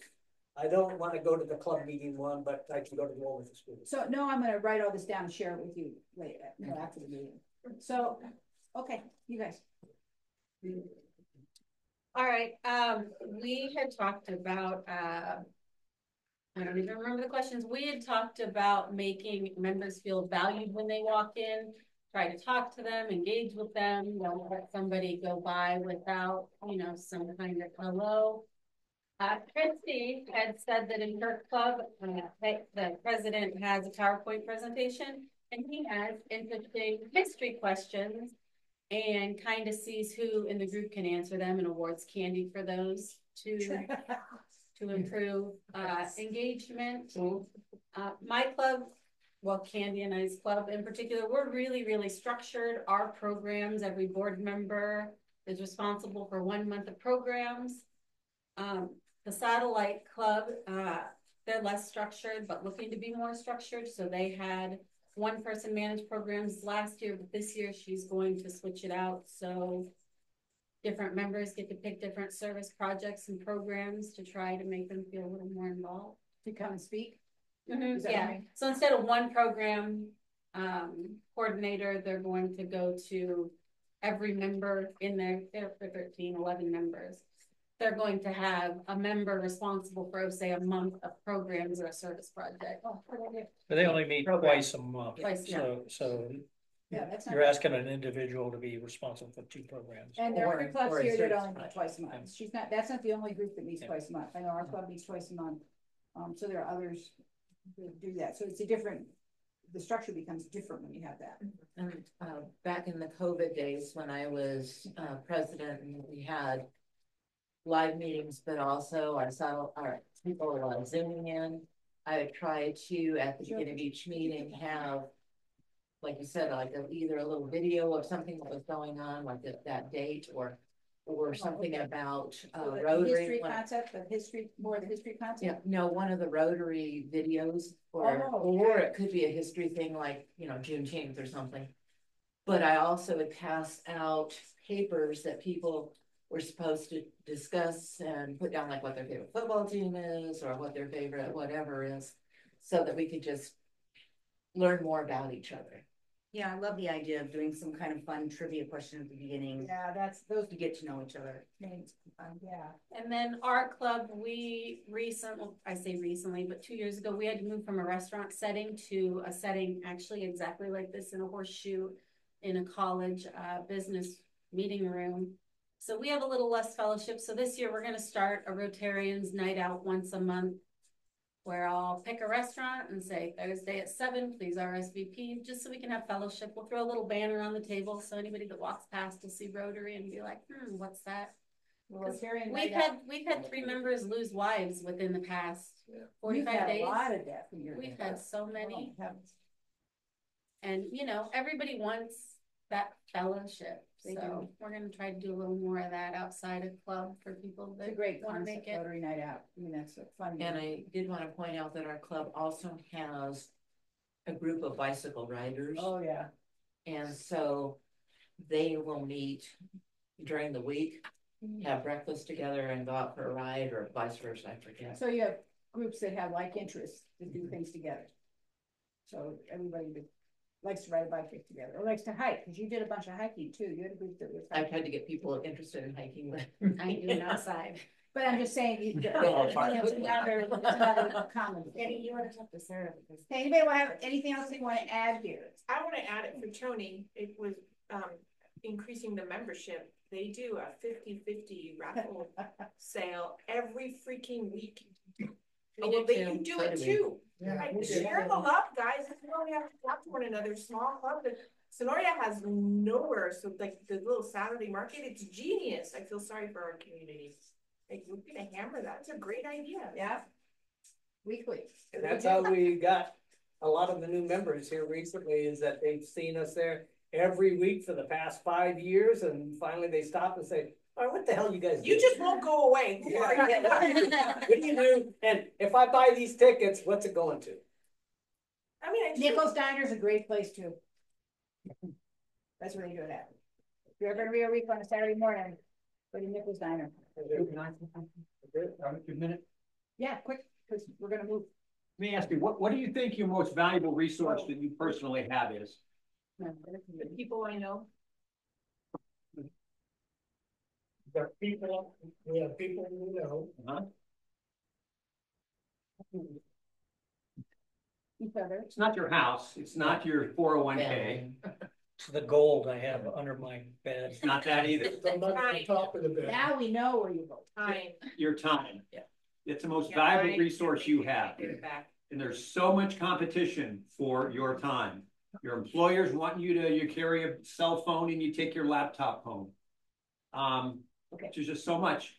So if they're going to give you their valuable time, you need to be sure that they're going to feel like that the time they've spent in Rotary is worth their valuable time. I mean, I've gotten fewer years ahead of me than I have behind me, so time is becoming very important to me.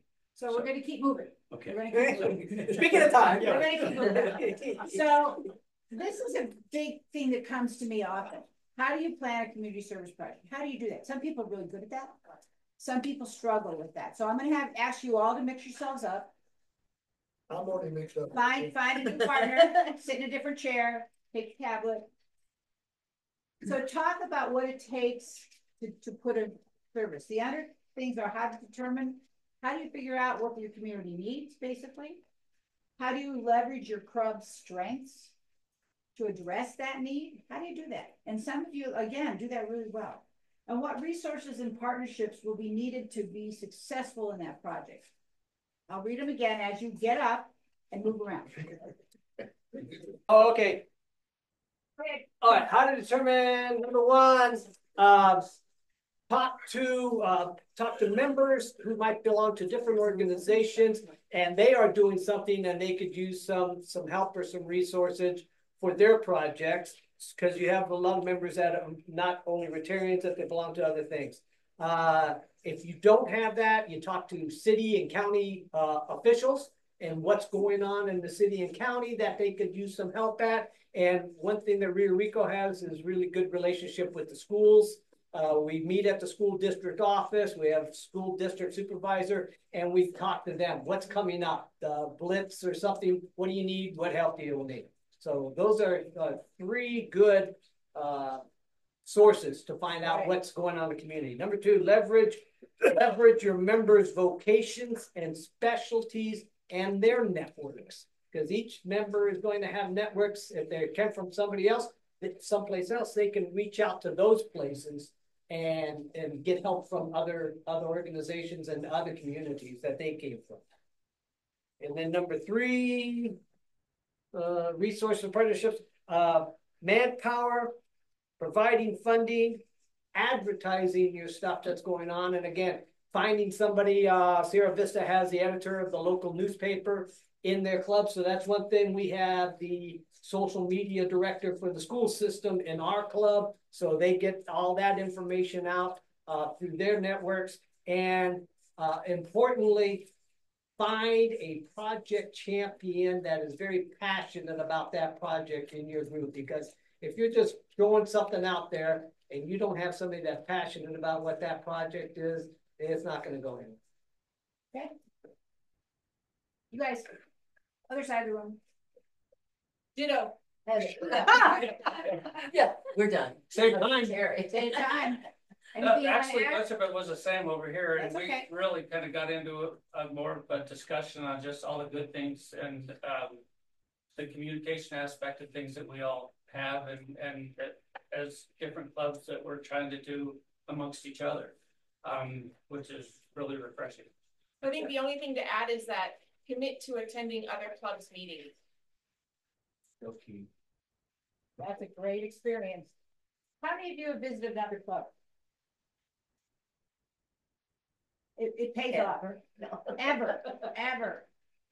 It pays off. It's so interesting to go to other clubs. Our club requires it to get your badge, right? Yeah. Yeah, that's a To cool go thing. from being a new member with the red badge to becoming. And not everybody does the red badge. Well, of course, that's easier for Sierra Vista or Tucson because it's not far. It's tough for Wilcox, Benson, Benson, Safford. yeah, it's tough for those you're gonna travel 30, 40 miles to go visit another club. We're actually planning to go, there's one other satellite club, it's in Tucson, and we're gonna go as a club and go visit. What is like They're right. Isn't that Salarita? Is that Salarita Satellite Club? Are you talking about the Rotary or a satellite? I didn't know there was a satellite. There's one other satellite. Oro Valley, Is that Oro Valley? they have one. I think. There's a really active Rotary Salarita. club. Isn't there Salarita having that one now? They're full club. They're full club now because they started out as a So satellite. think about Rotary. There's some cool Rotary. It's chartered at 27. Between a satellite club and a full club. Who wants to talk about that? Okay. So, the idea originally on satellite clubs is you get your satellite club, and when they get up to like 20, 25 members, then they go over and become a full club. I think it might even be on the team. But, so far, and luckily for us, our satellite club has not decided that they wanted to be their own club. They just wanted to help us and be part of their own club, doing their own thing, but not necessarily being their own complete club. Yeah, and a satellite club, you can set it up so it doesn't require a president, a treasurer, or a secretary. In other words, in our case, for instance, I'm the secretary of both the Noon Club and the Satellite Club itself. So I handle all the membership. Does the stuff with satellite it. club have to be tied to one club, or can Yes. it be tied to, It has to like be- Sierra Vista has 4 clubs, it could be tied to all 4 of them? No, it has to be tied to one. Just the club. one, okay. It's because we utilize their treasurer, their president, their secretary, but we have our own Director, yeah. Okay. Okay, so we're gonna do one more of these, because we said we'd be done by 11:30, so we're structuring this to have one more session. So I'm gonna give you, we have one on public image ready to go. We have one on enhancing fundraising efforts and one on strengthening leadership. Anybody have a preference? Sam again? So we have Image? improving public image and awareness, and I can talk briefly about that. And we've mentioned it many times already. It's important that we use the new logo. I'm gonna say it again and again. Sierra Vista, I'm gonna challenge you this year to put a new logo up as you drive into town. Because your logo is old, and that big sign that has all the clubs. It's like under $200 from Russell I'm Hampton. gonna challenge the Sierra Vista group to all get together and replace that. How's that? It needs to be replaced. Enhancing fundraising efforts. If you'd like to talk about that. There are people here that are really good at it. There are people here that are new at it. So remember the population here. I mean, this one we may want to talk about more. And the last one I had was strengthening leadership skills. So why don't who's you the sign group one to volunteer? one and one to another? That's a good idea. So let's do, who wants to do fundraising? Which group would like to do fundraising? Neither. Which group would like to do leadership? Neither. Or am I going to assign? Tina raised her hand for Public leadership. image. leadership. Public image. Leadership over here and public image here. Okay. So public image. Good job. How is your club perceived in your community? What channels can we use to effectively communicate our club's mission? And how can clubs engage local media and influencers to raise the club profile? So anybody interested in that, go on that side of the room. Actually, give them that sheet. Well, that They side can of the edit room, okay? Anybody interested, what was the other one? Leadership. Anybody interested in leadership, go on this side of the room over here. I'm gonna give them this. You gotta be done. And this is gonna be 10 minutes max. Get up, quiet. Almost. All right, what's this one? Strengthening learning. Strengthening leadership. What'd you say? Okay, I'll go first. Qualities that make an effective leader. We came up with all the ones that you can read here. You go. You can't read it. You can't read it? The spelling too. Honesty, empathy, being relatable, organization, adaptability, aware of your group and the dynamics in your group, being transparent with your goals, your communication, and your agendas, delegating, commitment, passion. Who said that? Come up with that. I did that. Your leader needs to be committed to being a leader, and he has to be passionate about that group. Because if he's not committed and he's not passionate, you're not going to get anybody else. See what a leader does there? Calls on people, sense of investment, belonging, get them to buy in. All right. With communication to the group. I think we talked about that. Okay. Second one is how can leaders handle conflict and challenges? And we talked about how not all conflict is a bad thing. Conflict is an opportunity, and don't shy away from it. If you make it sound like conflict is a bad thing, then that creates that culture in your group.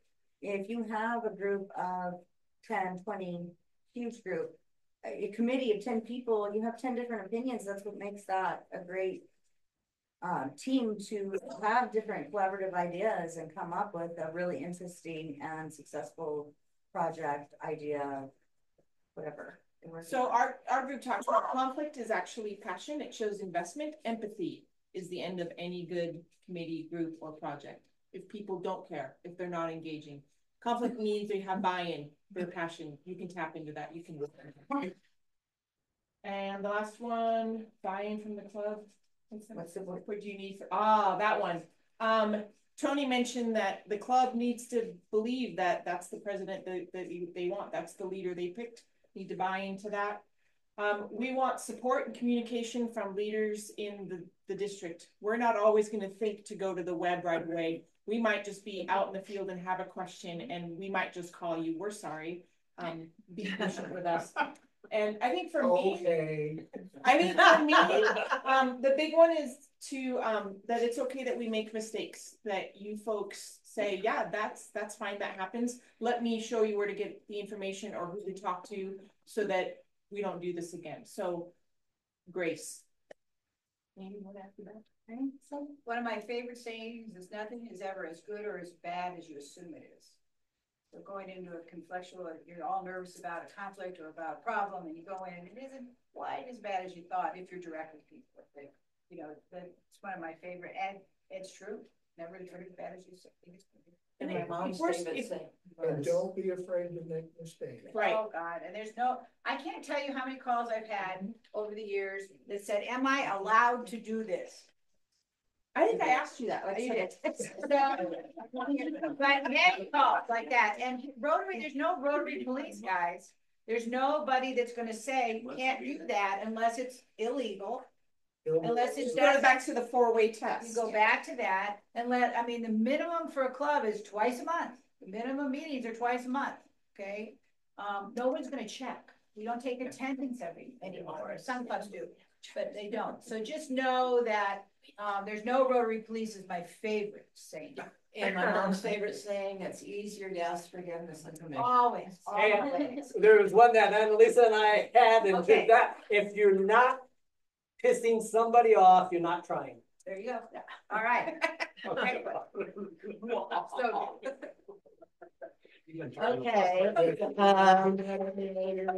We vary from very small communities to Sierra Vista, which for us is a large community. And so we have different ways about getting our word out. So Bud was talking about that they put information about their events on the bulletin board at the post office. Since there's only about 700 or so community members during the summer, though it goes up to like 1,500 during the winter when the snowbirds flock in. This is a way that pretty much everybody in the community is going to see it. But he told us about a project that they're doing once a month at St. Andrews, where they bring kids up from Mexico and they do all the scut work for the doctors and stuff that appear there so that these kids can get treatment. And most recently, they put up a big TV so that the kids were sitting there for 8 hours waiting for their appointment for their cleft lip or braces or doing physical therapy or whatever, have something to do while they're there. Okay. At Benson, they have word of mouth because they have their hospital heavy and school heavy. So their members that were within the hospital can spread it to those folks that they reach out to, and the school can spread it out to the people that they work with. They have to rely on the newspaper in Sierra Vista. But we point out that one of the things to do if you have a local newspaper is really hit stories about the kids, because they want to publish stories about kids. So if you have a foreign exchange student, put stories about the kid. If you send a kid to, like we did Thailand, we could put in stories about the kid. We have a student of the month. We should be putting in stories about our students of the month. Make sure that our name and logo are on the things we do. And on social media, not just rely upon our own, our club's social media, but if any of us have social media, be sure to put it on our own personal sites too. You know, like about what we're doing, or here I am at such and so, this is what I'm doing. And then when anybody else sees it, make sure they push like, so that the algorithm starts getting it to show up more and more on people's sites. And friend each other's clubs. Yeah, friend each other's clubs. That's really a great way to learn about other clubs and what's going on.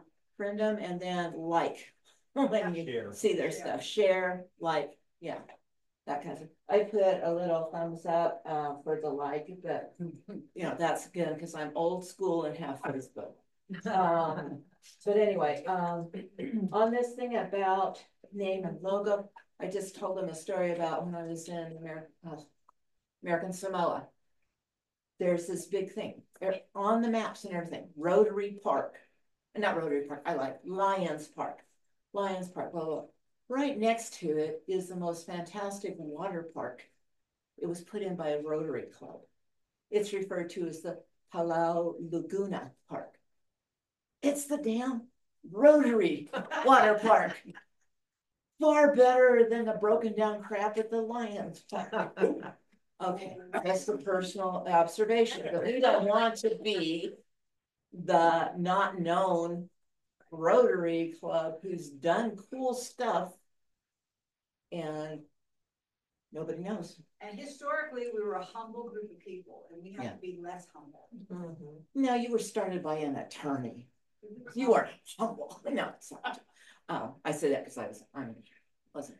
Anyway, so as we are also pointing out, we in the Sierra Vista Rotary Club put on the fireworks every year. We've done it for over 57 years. Who do people in Sierra Vista think puts on the fireworks? The city. Wow. No. Seriously. Yeah. We spend over $37,000 a year shooting stuff up into the sky. Never mind. Okay. Anyway, so those are some ideas we came up with, and would be happy to hear other people's ideas on how to get stuff out. TikTok videos. TikTok videos. Okay, that requires people who know how to TikTok. So we're going to take a 5-minute break. Oh, Tony? We have walking trails around Rio Rico, and we have started putting benches on these walking trails that say Rio Rico Rotary on it. And we've taken a couple now. We had a dear member pass away last year. We put in memory of, and Denny Scanlon has put now one for his wife Val, who was the first female district governor, is going to go out on that. So these people come saying, "Oh yeah, I've seen your bench. Thanks for putting that out there. I walked that trail. Thanks for putting that out there." We have a bench in Agua Prieta, Mexico. That's cool. That our club helps put together. Yeah, so that's another way to get that out there that lots of people are seeing as they drive by and walk by. Okay, 5 minutes, bathroom, coffee. I really need, I'm gonna start over here. Please take the time to fill out emails and information about your treasurer and yourself. Make sure they're current, because I need to get them to chat. So don't leave without giving me that information. So we're 5 minutes, and then Christy's gonna kick off a thing on the foundation. I think she's gonna ask us to sit different again, so know that. Sure.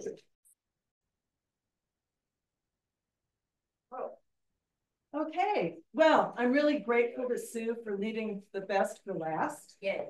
And I'm thrilled to be able to talk to you today about my favorite subject. As I told you before, I've been in Rotary for 35 years, which is a really long time. And it's been great to watch the foundation grow into the amazing organization that it is today. And this will not advance. I can advance it.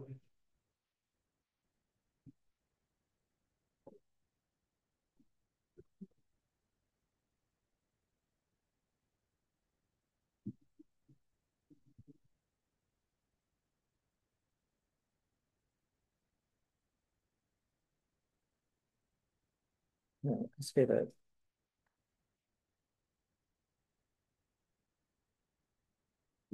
So these are the objectives for today. I really want you to get a sense of the incredible work that the foundation and Rotarians do, where we came from, the 3 programs of the foundation, district grants and how they can benefit your club, the importance of supporting the foundation, tools that you can use, and how we can help you. Joe. Sorry.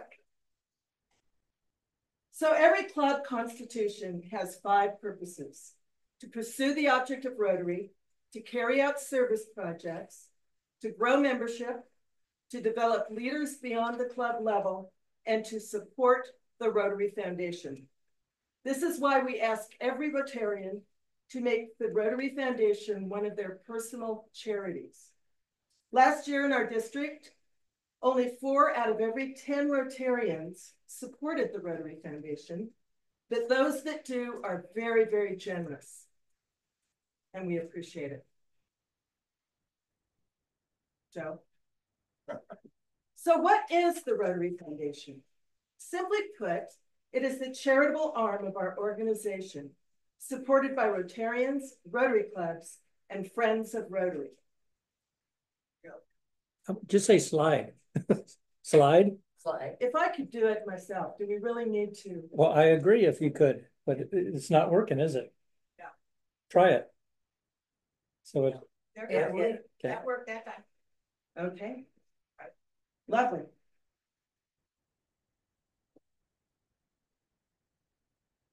It worked that time.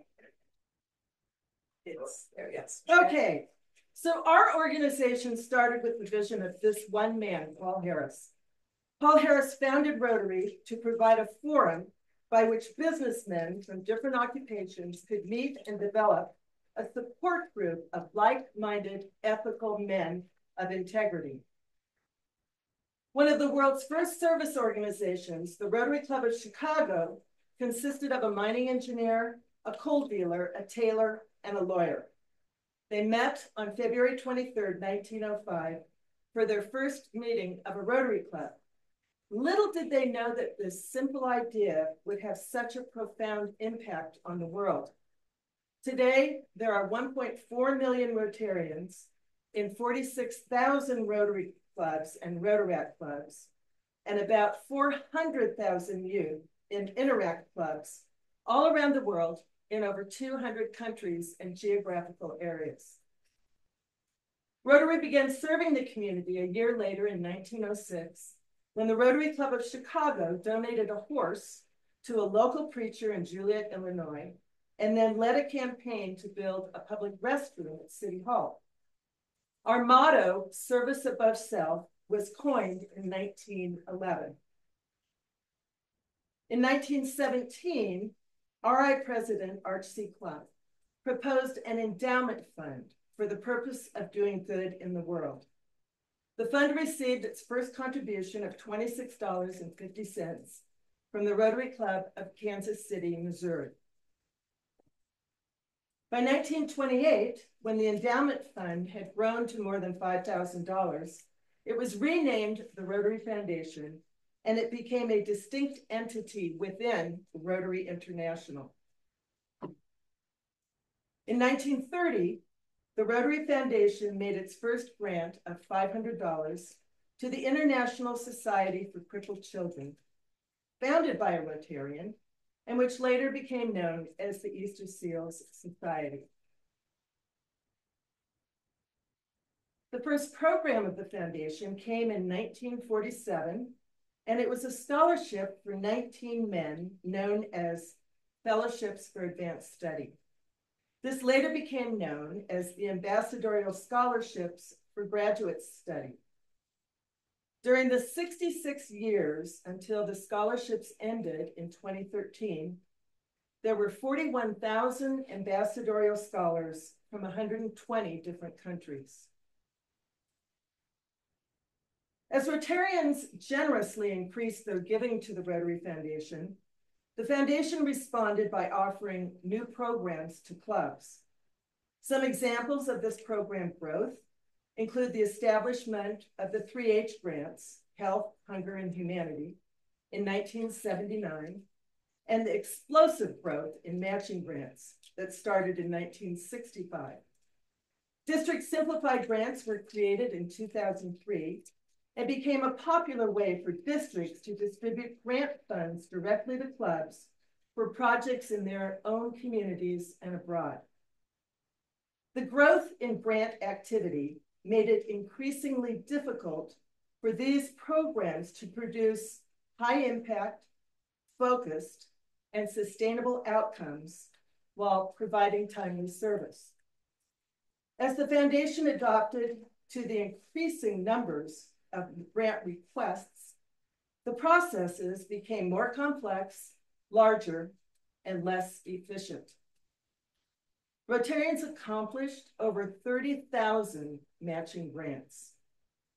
But when a water well project was completed in a remote African village, there was no thought of what would happen when the pump stopped working. So with all of this in mind, a Future Vision Committee was established by the foundation trustees. And in 2005, they created the Future Vision Committee. They rolled out a plan to the Rotary world in 2009. 100 Rotary districts were selected as pilot districts to test it for 3 years and work out the kinks. What are packaged grants? On the previous slide. Yeah, that was one of the packaged grants. That's coming. Okay. The Future Vision Committee received feedback from tens of thousands of Rotarians around the world who participated in surveys and focus groups. So over the last 11 years since it rolled out, we have met the Future Vision Plan objectives by doing larger projects with more sustainable impact, sharpening focus by establishing the 7 areas of focus. Decision-making was transferred from RI to districts where the projects were being done. A number of strategic partnerships have been established with NGOs and corporations to enhance our work. The grant process was simplified to help expedite grant payments. And finally, we have increased the visibility and image of the Rotary Foundation, which has helped increase our membership, donations, and grant activity. Today, the Rotary Foundation spends over $110 million a year on grants.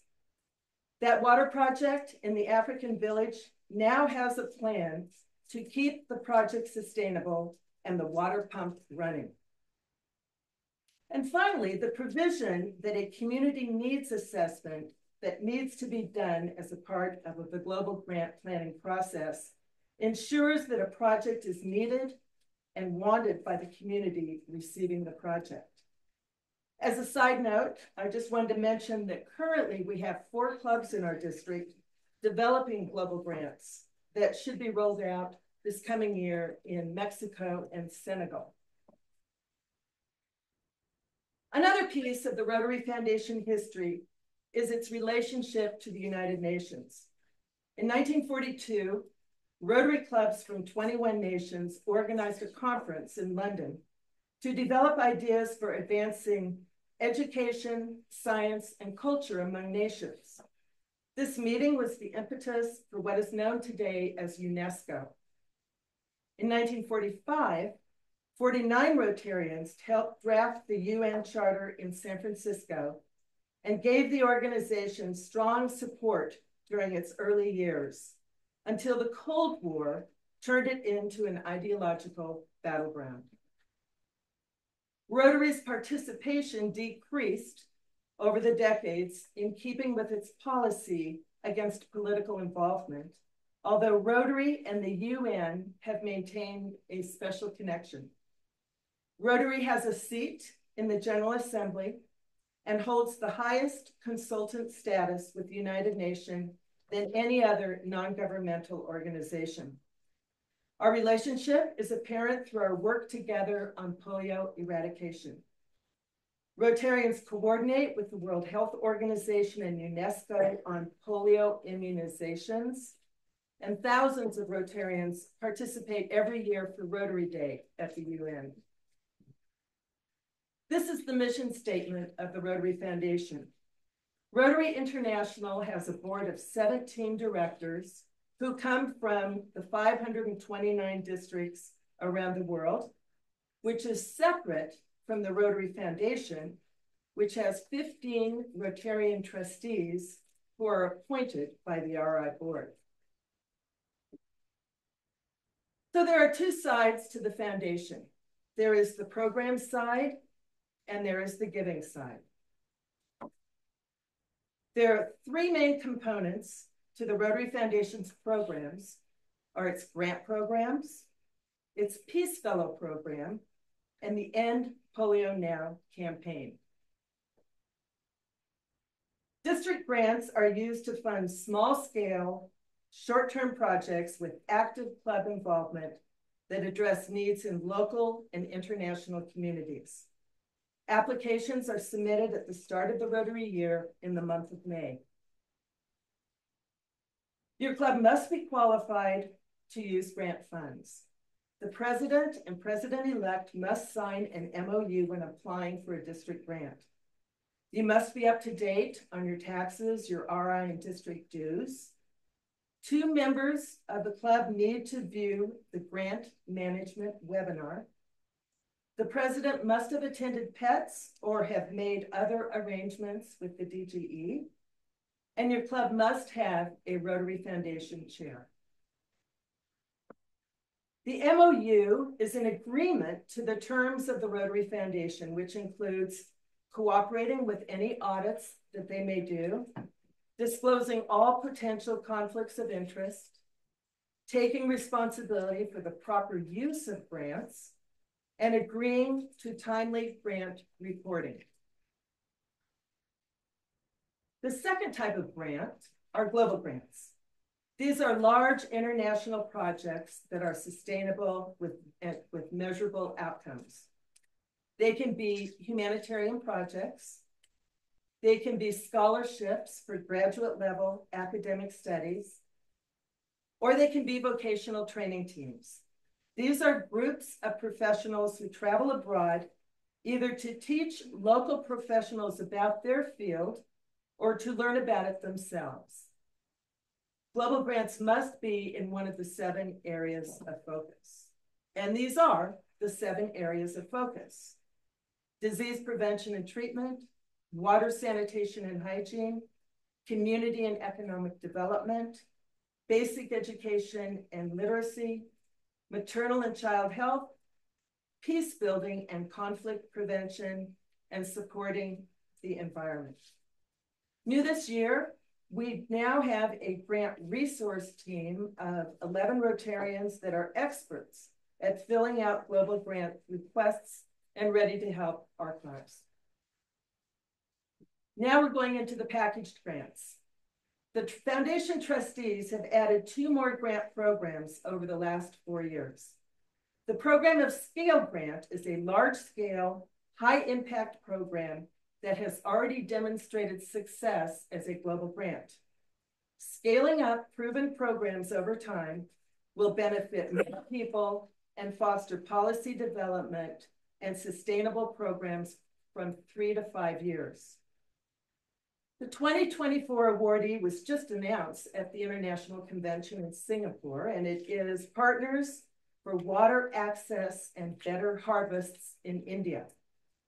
This is a 5-year program designed to improve the livelihood of over 60,000 rural farmers across 4 states in India through the implementation of sustainable agricultural and water management practices. Christy, how is that selected? I mean, does a club put in an application for it? Yes, Or yes. just like districts do. A whole district. A whole district. So a club in that district did a global grant associated with that, and then the district said, let's apply for a $2 million. Yeah, RI sent out the notice of application, I think in February, and they all came in and they decided, and it was announced at the International Convention. How many districts tried to apply for that? I don't have the answer to that. This is the 3rd one, right? This is the 4th one. This is the 4th year. Okay. So every year it's a new $2 million. Last year it was matched with $4 million. The cervical cancer in Egypt. So that was a $6 million project that will go 5 years in Egypt. So when you say $2 million, it's $2 million coming out of that district and then matched $2 million? Last year it was matched by two other NGOs, gave it $2 million. So $6 million was the total grant last year. This year it's just $2 million to India. So does the district, I think, does the district have to put any money into it? No. This is a World Foundation, World Fund. That's where you were going. Yeah. So the district said, we did a global grant on this little. And we think we can magnify it. I think if you help us and pay for it, we can take this to. Yes, and the district doesn't manage it. It goes into the foundation. The foundation manages this program. So they learn off of the smaller grant. That is correct. Okay. Yeah, thank you, Joe. But doesn't 2 million, doesn't half of it have to be raised in order to get a matching? No. These are packaged grants given by the World Fund. So there's no need for a grant for clubs or districts to put any money into it. It just comes from on top and just. Right, it comes from the World Fund of the foundation. So the 4th grant is the Disasters of Great Magnitude grants. These are disaster response grants that support relief and recovery efforts in areas affected by natural disasters within the prior 6 months. Active grants right now are the Brazilian floods, the Moroccan earthquake, the Pakistani floods, and the Ukraine Response Fund. Rotary also partners with Shelterbox on the front lines of disaster relief. 90% of Shelterbox deployments involve local Rotary clubs, and over $48 million have been donated by Rotarians and Rotary clubs to date. On those, the Maui fire. So I know that the district there in Hawaii put together a fund directed to TRF in support of that. But you're saying Rotary International also came in on top with a disaster relief grant to support them as well. So the disaster relief grants are $25,000 blocks of money that districts apply for. They don't have to match it. It's just the cash is given to the district. Once that is reported back to RI, then they can get another disaster relief grant, but they're $25,000 chunks of grants. So the next program at the Rotary Foundation is the Peace Fellow Program. To honor Paul Harris on the 50th anniversary of his death, the Rotary Foundation established the Rotary Peace Centers in 1999. Since the program began, Peace Fellows now serve as leaders in governments, NGOs, education and research institutions, peacekeeping and law enforcement agencies, and international organizations like the United Nations and the World Bank. There are two options for Peace Fellows. The first is the master's degree at these 5 peace centers around the world. Each center selects and trains Peace Fellows based on the ability that they will have to make a significant positive impact on world peace and conflict resolution during their future careers. There are 50 candidates a year for a 2-year course with a funding of $75,000. The Professional Development Certificate is a 12-month course for professionals with diverse backgrounds to gain practical skills to promote peace in their communities. Fellows complete field studies for 3 months, and then they design and carry out a social change initiative online. Fellows earn a postgraduate diploma upon completion of the program. There are 80 fellows in the 12-month certificate program. And this is Stella. Stella Amida from Mozambique is our current Peace Fellow applicant and has applied for the certificate program.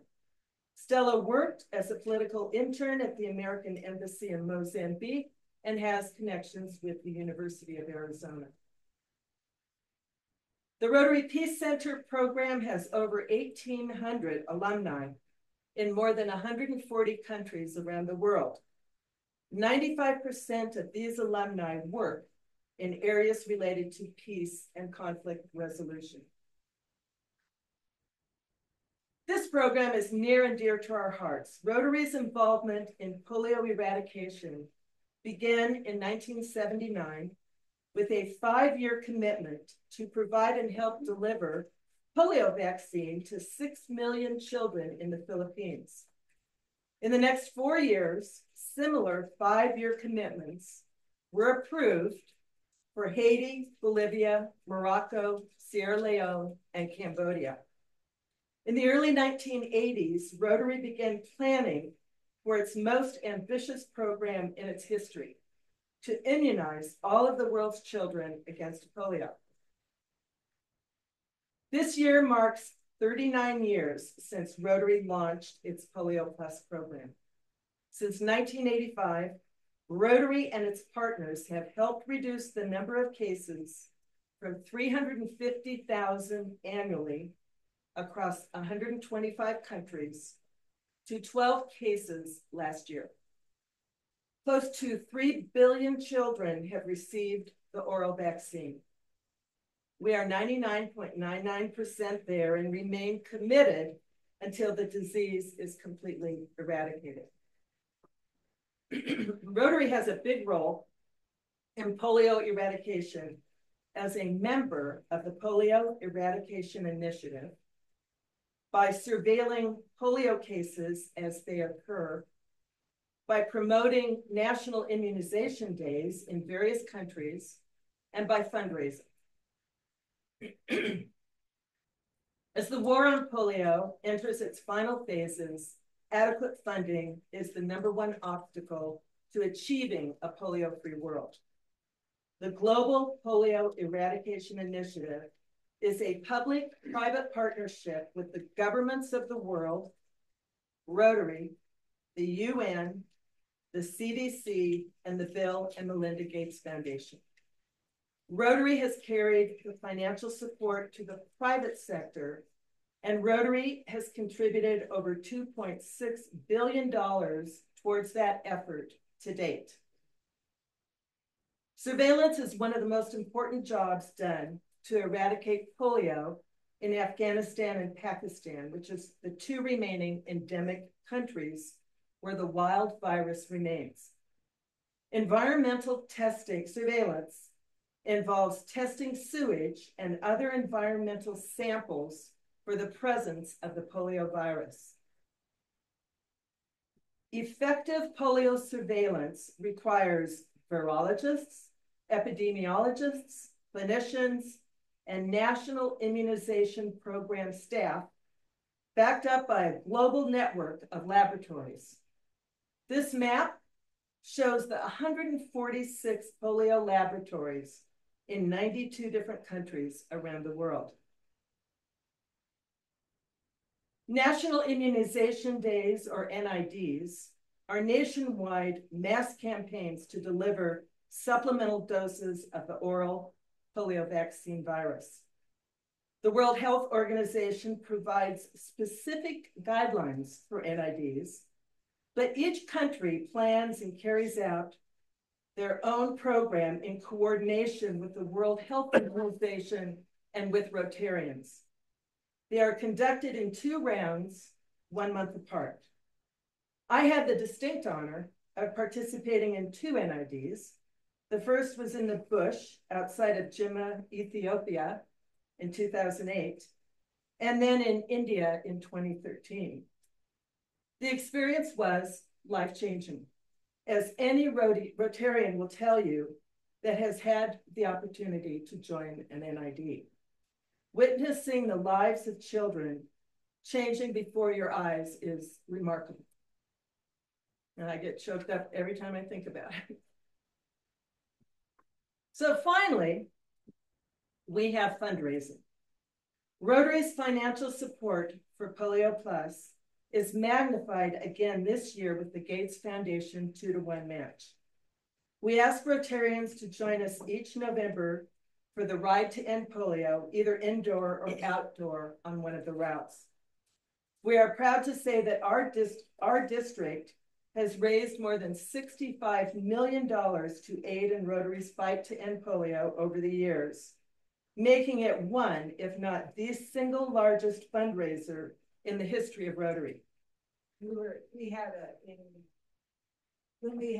in Toronto at the International Convention, our district was honored at one of the keynotes for the amount of money we've given.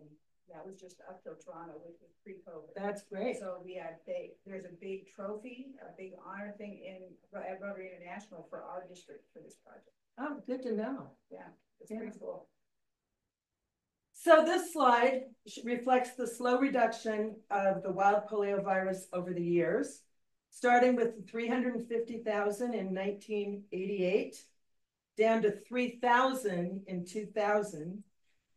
Then it jumped down to 200 in 2012. And the last couple of years, we went down to 6, and the last couple of years, we've had 10 to 12 cases. This year, we've had 5 cases in Afghanistan and 5 cases in Pakistan so far. So the next section is a discussion on district grants and how they are underused in our district. This slide shows the district grant activity the last 3 years. In 21-22, 5 clubs got grants of $6,000 each, using half of the district grant funds for that year. So 10% of our clubs got 50% of the district grant money. They were all wonderful projects, but only 16 out of 52 clubs participated in district grants. And we wanted to see more clubs involved. The last 2 years, we've sent money back to RI that wasn't used. Last year, we sent back $10,000, and this year we're sending back $14,000. Although $9,000 of that went to clubs that had projects, they just didn't come to fruition, so they sent us the money back at the end of the year. So what happens then is we send that money back to RI, and then it's rolled over to global grants. So we keep that money. We just can't use it for district grants again. So we had 16 grants in 21-22. We had 17 last year in 22-23. And this year we had 21 grants. So our trend is getting better. And you can see some of our clubs. We sent back 14,000, you're saying? This year we had 3 clubs that had $9,000 in grant money.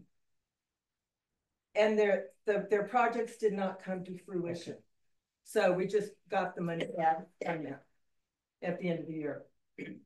And you can see a lot of them are repeats, but we have a lot of clubs that don't participate.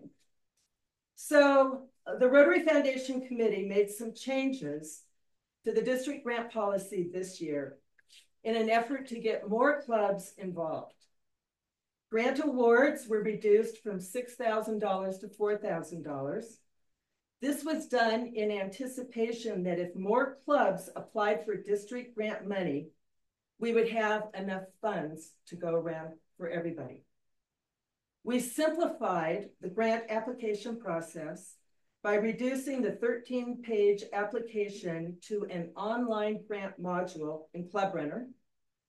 We actually had a lot of trouble with Club Runner this year, and we were planning on reverting back to paper when the decision was made to move to DAC-DB. So we are thrilled. And when I was in Oregon, I used the grant module in DAC-DB for 9 years, and it is slick. It is just so easy to use. We also changed the requirement that a district grant project needed to be in one of the 7 areas of focus. The biggest change we made is that grant funds may now be used for an annual club project if the beneficiaries are new. So if you do a Christmas party every year for kids, or you do a dictionary project every year, you can now apply for district grant money. And that starts at $250 up to $4,000.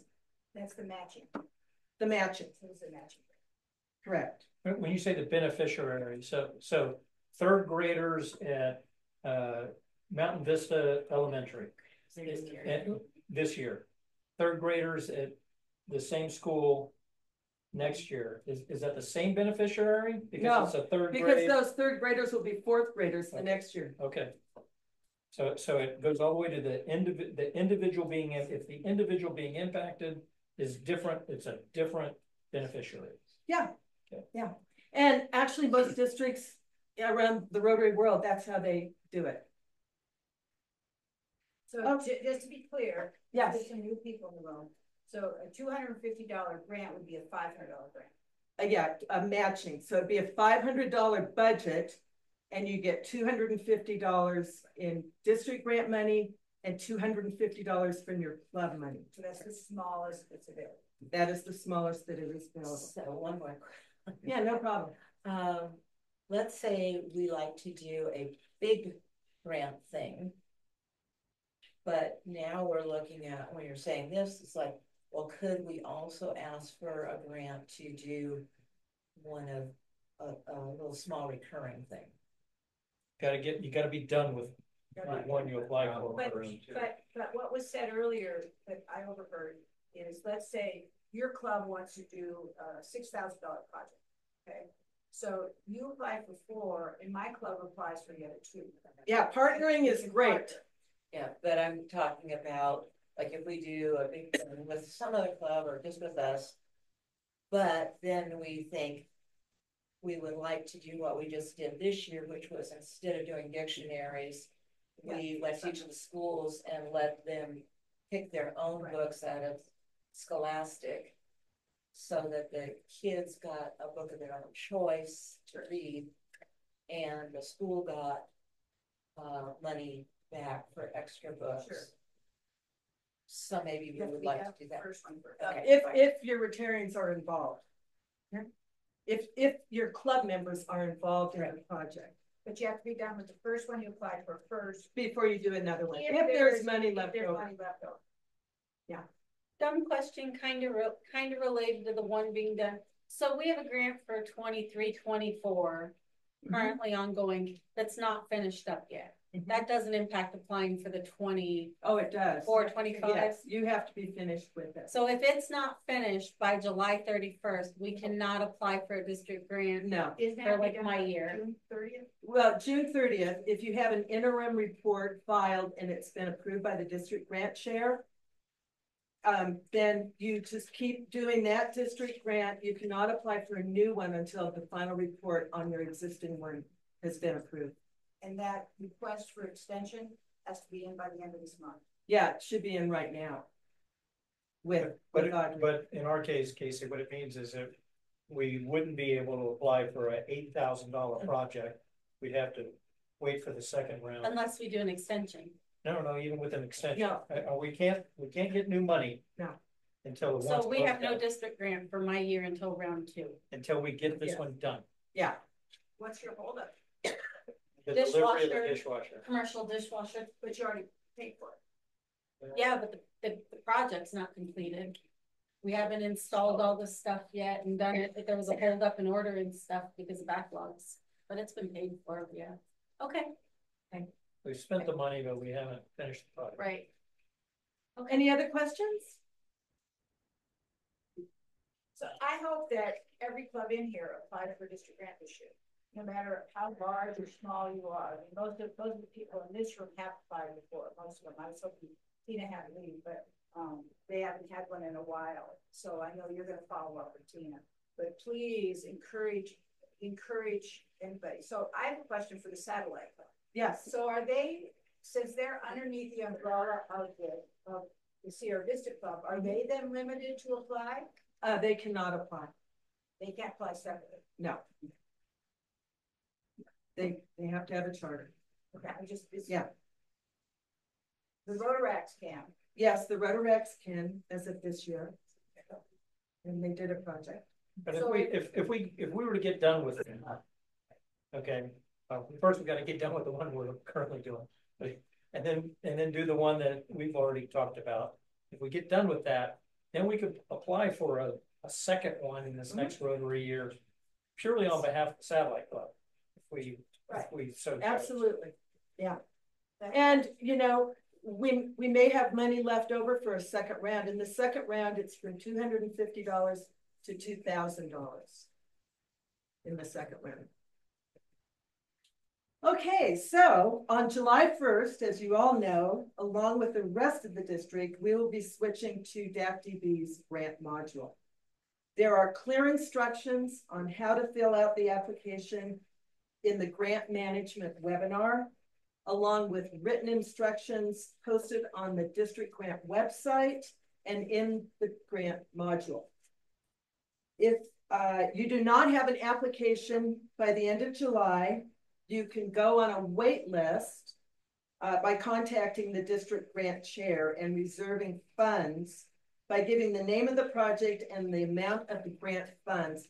But this is only if you're going to be putting an application in like August 6th. This isn't if you're going to put an application in September 30th.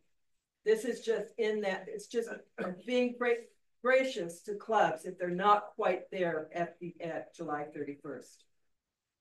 And just to take note, for those of you that did a district grant this year, we will be keeping copies of the club runner documents in our district files for 5 years, which is the requirement from RI. What's Audrey's last name and what club is she with? She is with Catalina. Her information is on the district grant website. You can Google District 5500 district grants. It'll take you right to the district grant webpage. Audrey's link is there.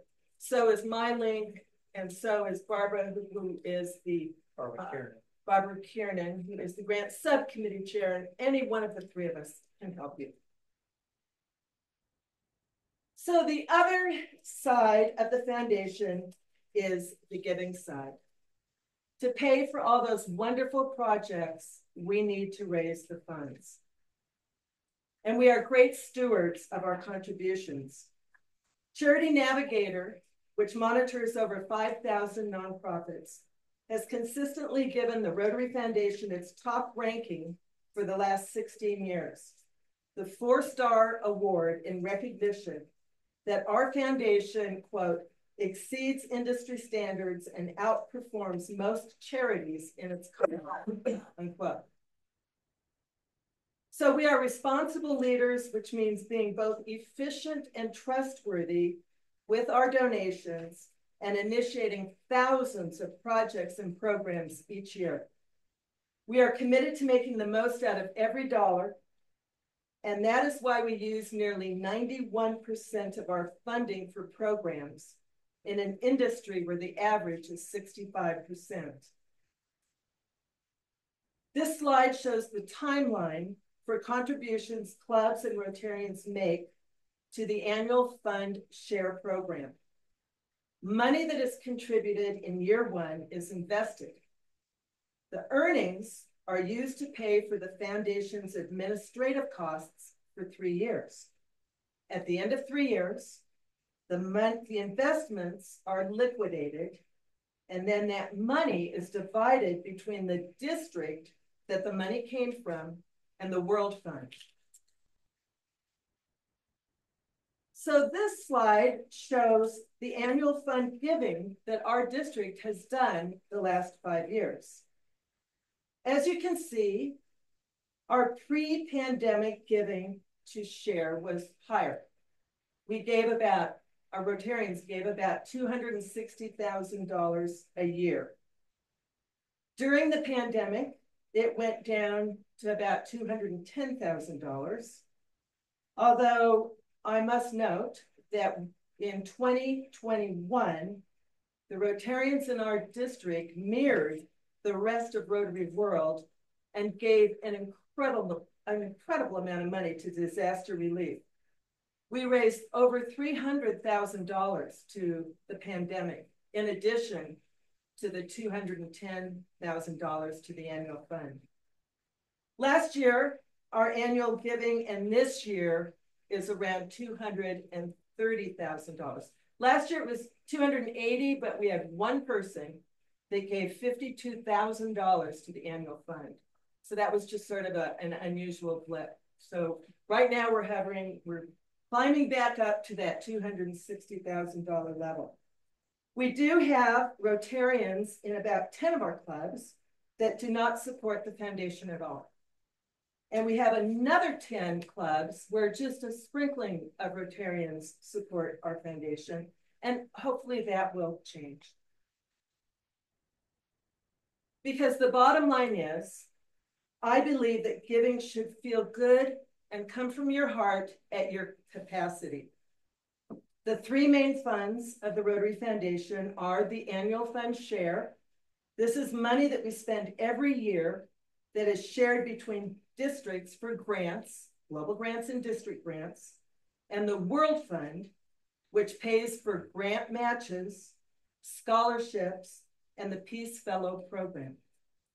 The second fund is the Polio Plus Fund. This is money that we spend every year on polio eradication. And the third fund is the Endowment Fund. This is money that is never spent, but the proceeds from investments go to the World Fund for the programs and projects managed by the foundation trustees. We asked Rotarians to support the foundation with at least $10 a month through Rotary Direct. It's the easiest way to give. Rotary Direct is Rotary's reoccurring giving program from your checking account or credit card. Pick a fund, either the annual fund share or Polio Plus or both, and select the frequency, monthly, quarterly, or annually. Recognition is important, and the Rotary Foundation thanks and recognizes its donors for their support in a variety of ways. Individual recognition to a person who has contributed $1,000 or who has received points in their name is a Paul Harris Fellow. There are 8 levels of Paul Harris Fellows, and at the 9th level, or when you reach the $10,000 mark, you become a major donor. Named after Rotary's founder, the Paul Harris Society recognizes those who contribute $1,000 or more every year to the annual fund Polio Plus or an approved foundation grant. The importance of this is overwhelming. Only 4% of the Rotary Foundation donors contribute at the Paul Harris Society level, yet their contributions represent approximately 40% of all the annual fund giving. Couples or individuals can become major donors through outright or cumulative contributions of $10,000 to $250,000, and there are 4 levels of major donors. The Arch C. Clump Society has 6 levels for contributions from $250,000 to $10 million. Moving on to estate planning, the recognition for a commitment of $1,000 to the Rotary Foundation in an estate plan is a benefactor. Isn't it 10? Isn't it 10? Yeah. Oh, 10,000. Yeah, I'm sorry. Did I say 1? Yeah. No, I'm sorry. 10. We're all excited. Couples or individuals who have made commitments in their estate plans that total $10,000 or more are bequest society members. There are 6 levels from $10,000 to $500,000, with a pin at each level in various recognitions, including this crystal for level 1.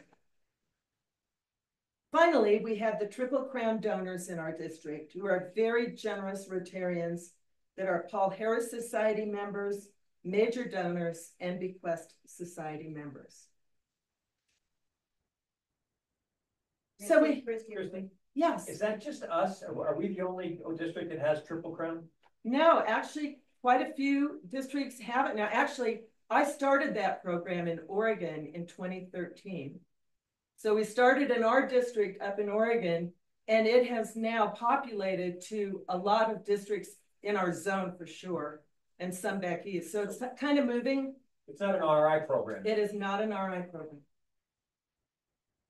So we have a number of tools to help you and your foundation chair. The first is on Rotary.org's website. Everybody has signed into Rotary.org. Yes? Yes. Everybody? We all know it? When you click into My Rotary and you go to the box that says Membership and Foundation Reports and click on it, the first thing you will see is individual reports, and you can view the report for your personal contribution history to the Rotary Foundation. As presidents, you can see your club's giving. Yes. Another way to get your individual contribution record is to select the foundation button on the Ignite app, the DACDB app, when we move to DACDB. Back on the Rotary.org website, if you scroll down past individual contributions, past all the membership reports, and come down to contribution and recognition, you will come to club reports, and there are 6 reports that you can peruse with your club statistics. So in your handout, and if you could turn the light back on, Steve. In your handout, you have a current club recognition summary for your club. And if you could pull that out, please. These reports are available to you, your secretary, and your Rotary Foundation chair in your club. All 3 have access to these reports. Everybody have theirs? So up at the top, if you are a 100% Paul Harris Fellow Club, it will list that. And Rio Rico was in 2010-11. Congratulations. I have Rio Rico. That's what I'm looking at. We've been more than just 2010, 2011. We've been at 4 times. Why don't you send me an email on that? and I'll look into that. So up at the top, you have the number of Bequest Society members in your club, the number of Paul Harris Fellows, Rotary direct donors, and the all-time giving to the Rotary Foundation from your club. Then you have a list of all of the members of your Rotary Club with their Rotary ID numbers, which is necessary when you are donating to the Rotary Foundation. The first column is a club member. If you have an H, that is an honorary member. They are still listed in a club recognition summary. The second column is recognition amount. This is cash, or this could be recognition points that you have received or one has received to get a multiple Paul Harris Fellow. The next column is their Paul Harris level. If it's just a Paul Harris Fellow or a +1, a +3, it goes up to +8, +9. And after +9, they quit recording. Then the next column is the date that you became a Paul Harris Fellow. And the next column is the foundation recognition points available. These are points available to members in your club that can give these points to other people to make them a Paul Harris Fellow. It also will list any points that your club has. The next column is the last contribution date that individual donated to the Rotary Foundation, and also if it went to Polio Plus or the annual fund share. The next column is whether you have any benefactors in your club, and the last is Rotary Direct. Any questions on that? Yes. It's not a question as much as it is. What we've been doing in our club is whenever we get a new member, we immediately give them 500 Paul Harris points. So they get their first Paul Harris level for $500 instead of $1,000 to kind of prime the pump. Most clubs have tons of points that they're not doing anything with. And it's pretty easy to give 500 or whatever you'd like to do. Maybe you want to give them 1,000, I don't know, but something to get them on their way to kind of understand what it's about. Is that 500 a matching? It must be to get to 1,000. No, we ask them, we give them 500, and then we ask them, the hope is that they put their own 500 in. So they, or $100 or $100 a year till they get up to the Paul Harris Fellow level. Yeah. So it's just a way to kind of prime the pump. Okay, thank you for that. The next tool is the TRF Toolkit, which is on our District Foundation webpage. On this page, you will find various presentations. If you have a member that's becoming a Paul Harris Fellow, here's where you'll find the verbiage for the presentation, or a multiple Paul Harris Fellow. There are Bequest Society, Paul Harris Society, the Polio Plus Society enrollment forms. And there are links to brochures and information on all of the foundation donor programs. Also, RI's contribution form, there's a link to that. There's a link to the multiple donor form. This is if your club gets donations and your TRF chair fills out this form and sends it on to RI. This is it's fillable and it populates your RI number automatically. So it's really slick for the foundation chair to use. And finally, if you need a point transfer form, if you wanted to transfer some of your club or individual points to a Paul Harris Fellow, this is the form that you send into RI to do that. Christy? Yeah. We had a member pass away who had 20,000 points, and in the past, it would go to their surviving spouse, but it was difficult for that surviving spouse then to pass it on to others. And in the past, you could not transfer those points to your club, but now you can. But you have to do it before you pass. No, we did it after. Oh, you did it after? We did it after. Oh, That's new. It was very new. And Don Smith, our foundation chair, worked with the people at Rotary International, and we were able to transfer John Grunemeyer's 25,000 points from, they went to his wife, and then she was able to transfer them to the club. Was the wife a member? No, she was an honorary, but she was not a member. So that's new. Yeah, that was brand new. That was something that, because we thought, well, she can donate them to individual members, and we thought, okay, well, but somehow he finagled it with Rotary International to be able to do that. So like Dubac has had a lot of members pass away here lately that they can now get that transferred back to the club, which is your seed money that he said seed points to get new points. So that's brand new. Does it have to be a family member you transfer them to? No. No, to the club. Like we had a. Well, they automatically, when the spouse, when John passed away, it automatically transferred to his wife. But what if there's no wife? You know, single guy. I don't know. Worth a call. Single guy, no wife, no kids. But That's It'd be interesting. it'd be interesting to find out, because again, that was brand new, that they were able to transfer points from somebody to the club. It'd be worth checking out, I think. Yeah. It was it was a process, but it's Yeah, a lot of work. 1,900. Maybe put the club transfer.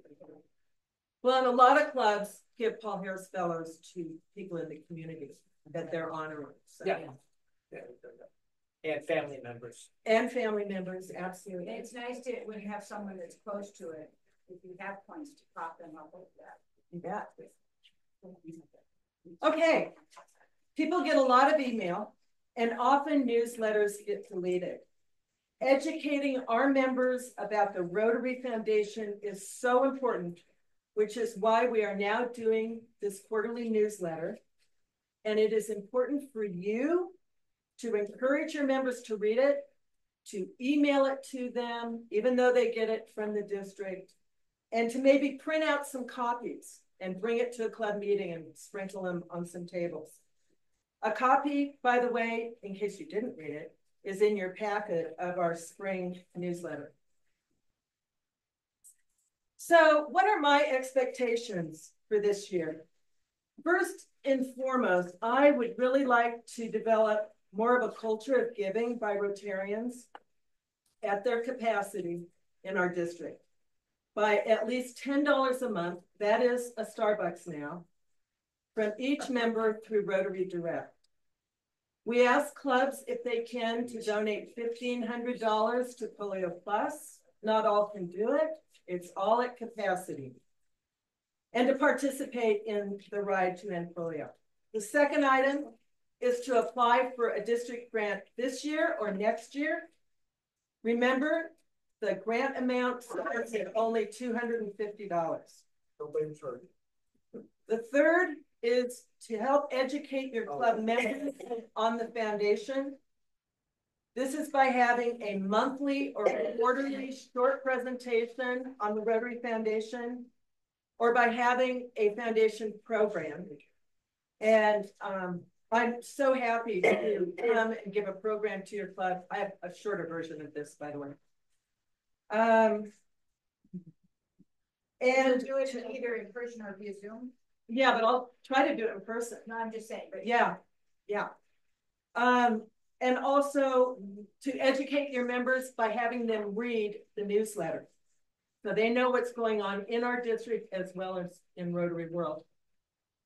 This might be a good for the AGs to get your clubs all together at one time to get her to participate and have her come and speak to I'd love all of your clubs at the same time. Sure. Versus going to do it.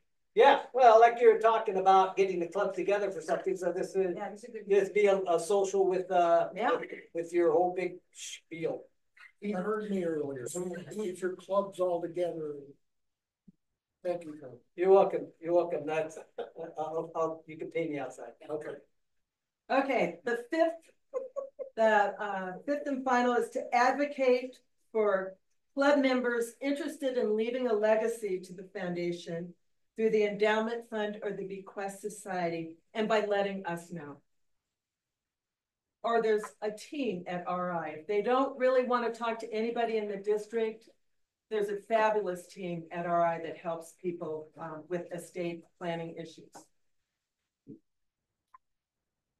So the club president is absolutely the most important person in Rotary world, and our foundation committee exists to serve you.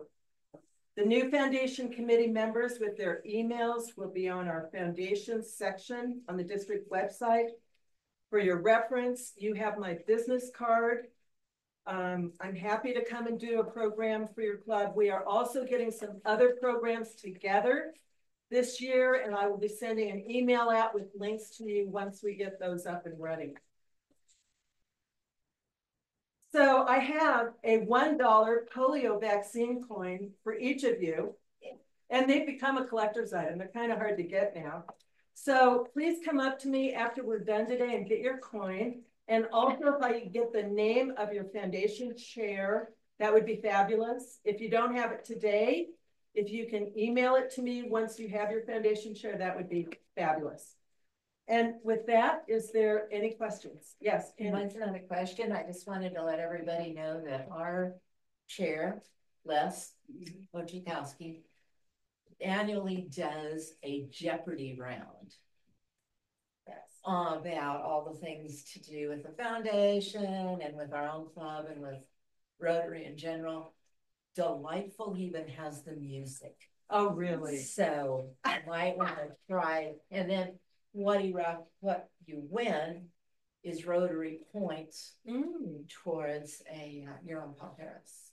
Nice. That would be nice to film. Yeah, it's hilarious. So invite him to your club. Yeah, a big party again. Oh, I think he actually got that from a district conference where they did it. Oh, yeah. Yeah, there's lots of creative ways to engage people. So, thank you, Christy. I hope, thank you. I hope, you know, district grants are really important, and most of you have all participated in district grants, except I have to give Christy a really hard time. So if you were at my event, I was introduced as a different person. And on your web page for MER, you have MES on your newsletter. What does R stand for? Sure, Mountain Empire Road. You know, I put MES because RI has Mountain Empire Sonoyta. Well, Sonoyta doesn't matter. Well, I'm just telling you what RI has. MER. So I must tell you, I've only been in this district for 2 years, so I'm still learning. So I should be part of what's happening this year. I was at the Keno installation last night. They got my name. So I think it's a new trend. Maybe they're doing it to me on purpose. So I really hope people look at applying. Terry, you guys have done, the last project you did was a couple years ago with Food Bank, and it was a great project. So you're the one that you hadn't done one in 15 years until you did that one 2 years ago. So do one this year. Yeah, do one this year. If anybody needs to qualify, they haven't qualified yet. I have done some private qualifications with individual presidents of clubs that just couldn't make any of the sessions and couldn't figure out the online. And I'm okay doing that. That's my word. So we've lost a couple of folks. I'm sorry Terry had to leave. I appreciate everybody being here. I got everybody's new information. I'm just going to confirm that with Chad. Any final thoughts or questions? You mentioned that you were going to check on your computer, see if we had gone over that. So who's I was just going to do that. Just going to do it. So here's who it hasn't gone over yet. Who? Sierra Vista Evening. That's South. That's the South Club. They're not here. Sierra Vista Sunrise. Sunrise has not provided view access. Yeah. Right. The toggle. So you can do it today. You can do it, right? I didn't have the ability to do it when I tried. Okay. Well, we can I have had, it said. If you have to be an officer. Yeah. I didn't have access. Great. Which town officer you are? And Safford and Gila Valley. Okay, are those the two from this area? Yeah. Cause she said there was about. There's only that many left? There's only 4? No, Just this area? Yeah, No, just that's this okay. area. That's okay. All right, so as soon as you have access, I asked for help a week ago, but I haven't heard back. Leo, yes, Leo? No, I asked our secretary. Yeah, ask your secretary again. She has access.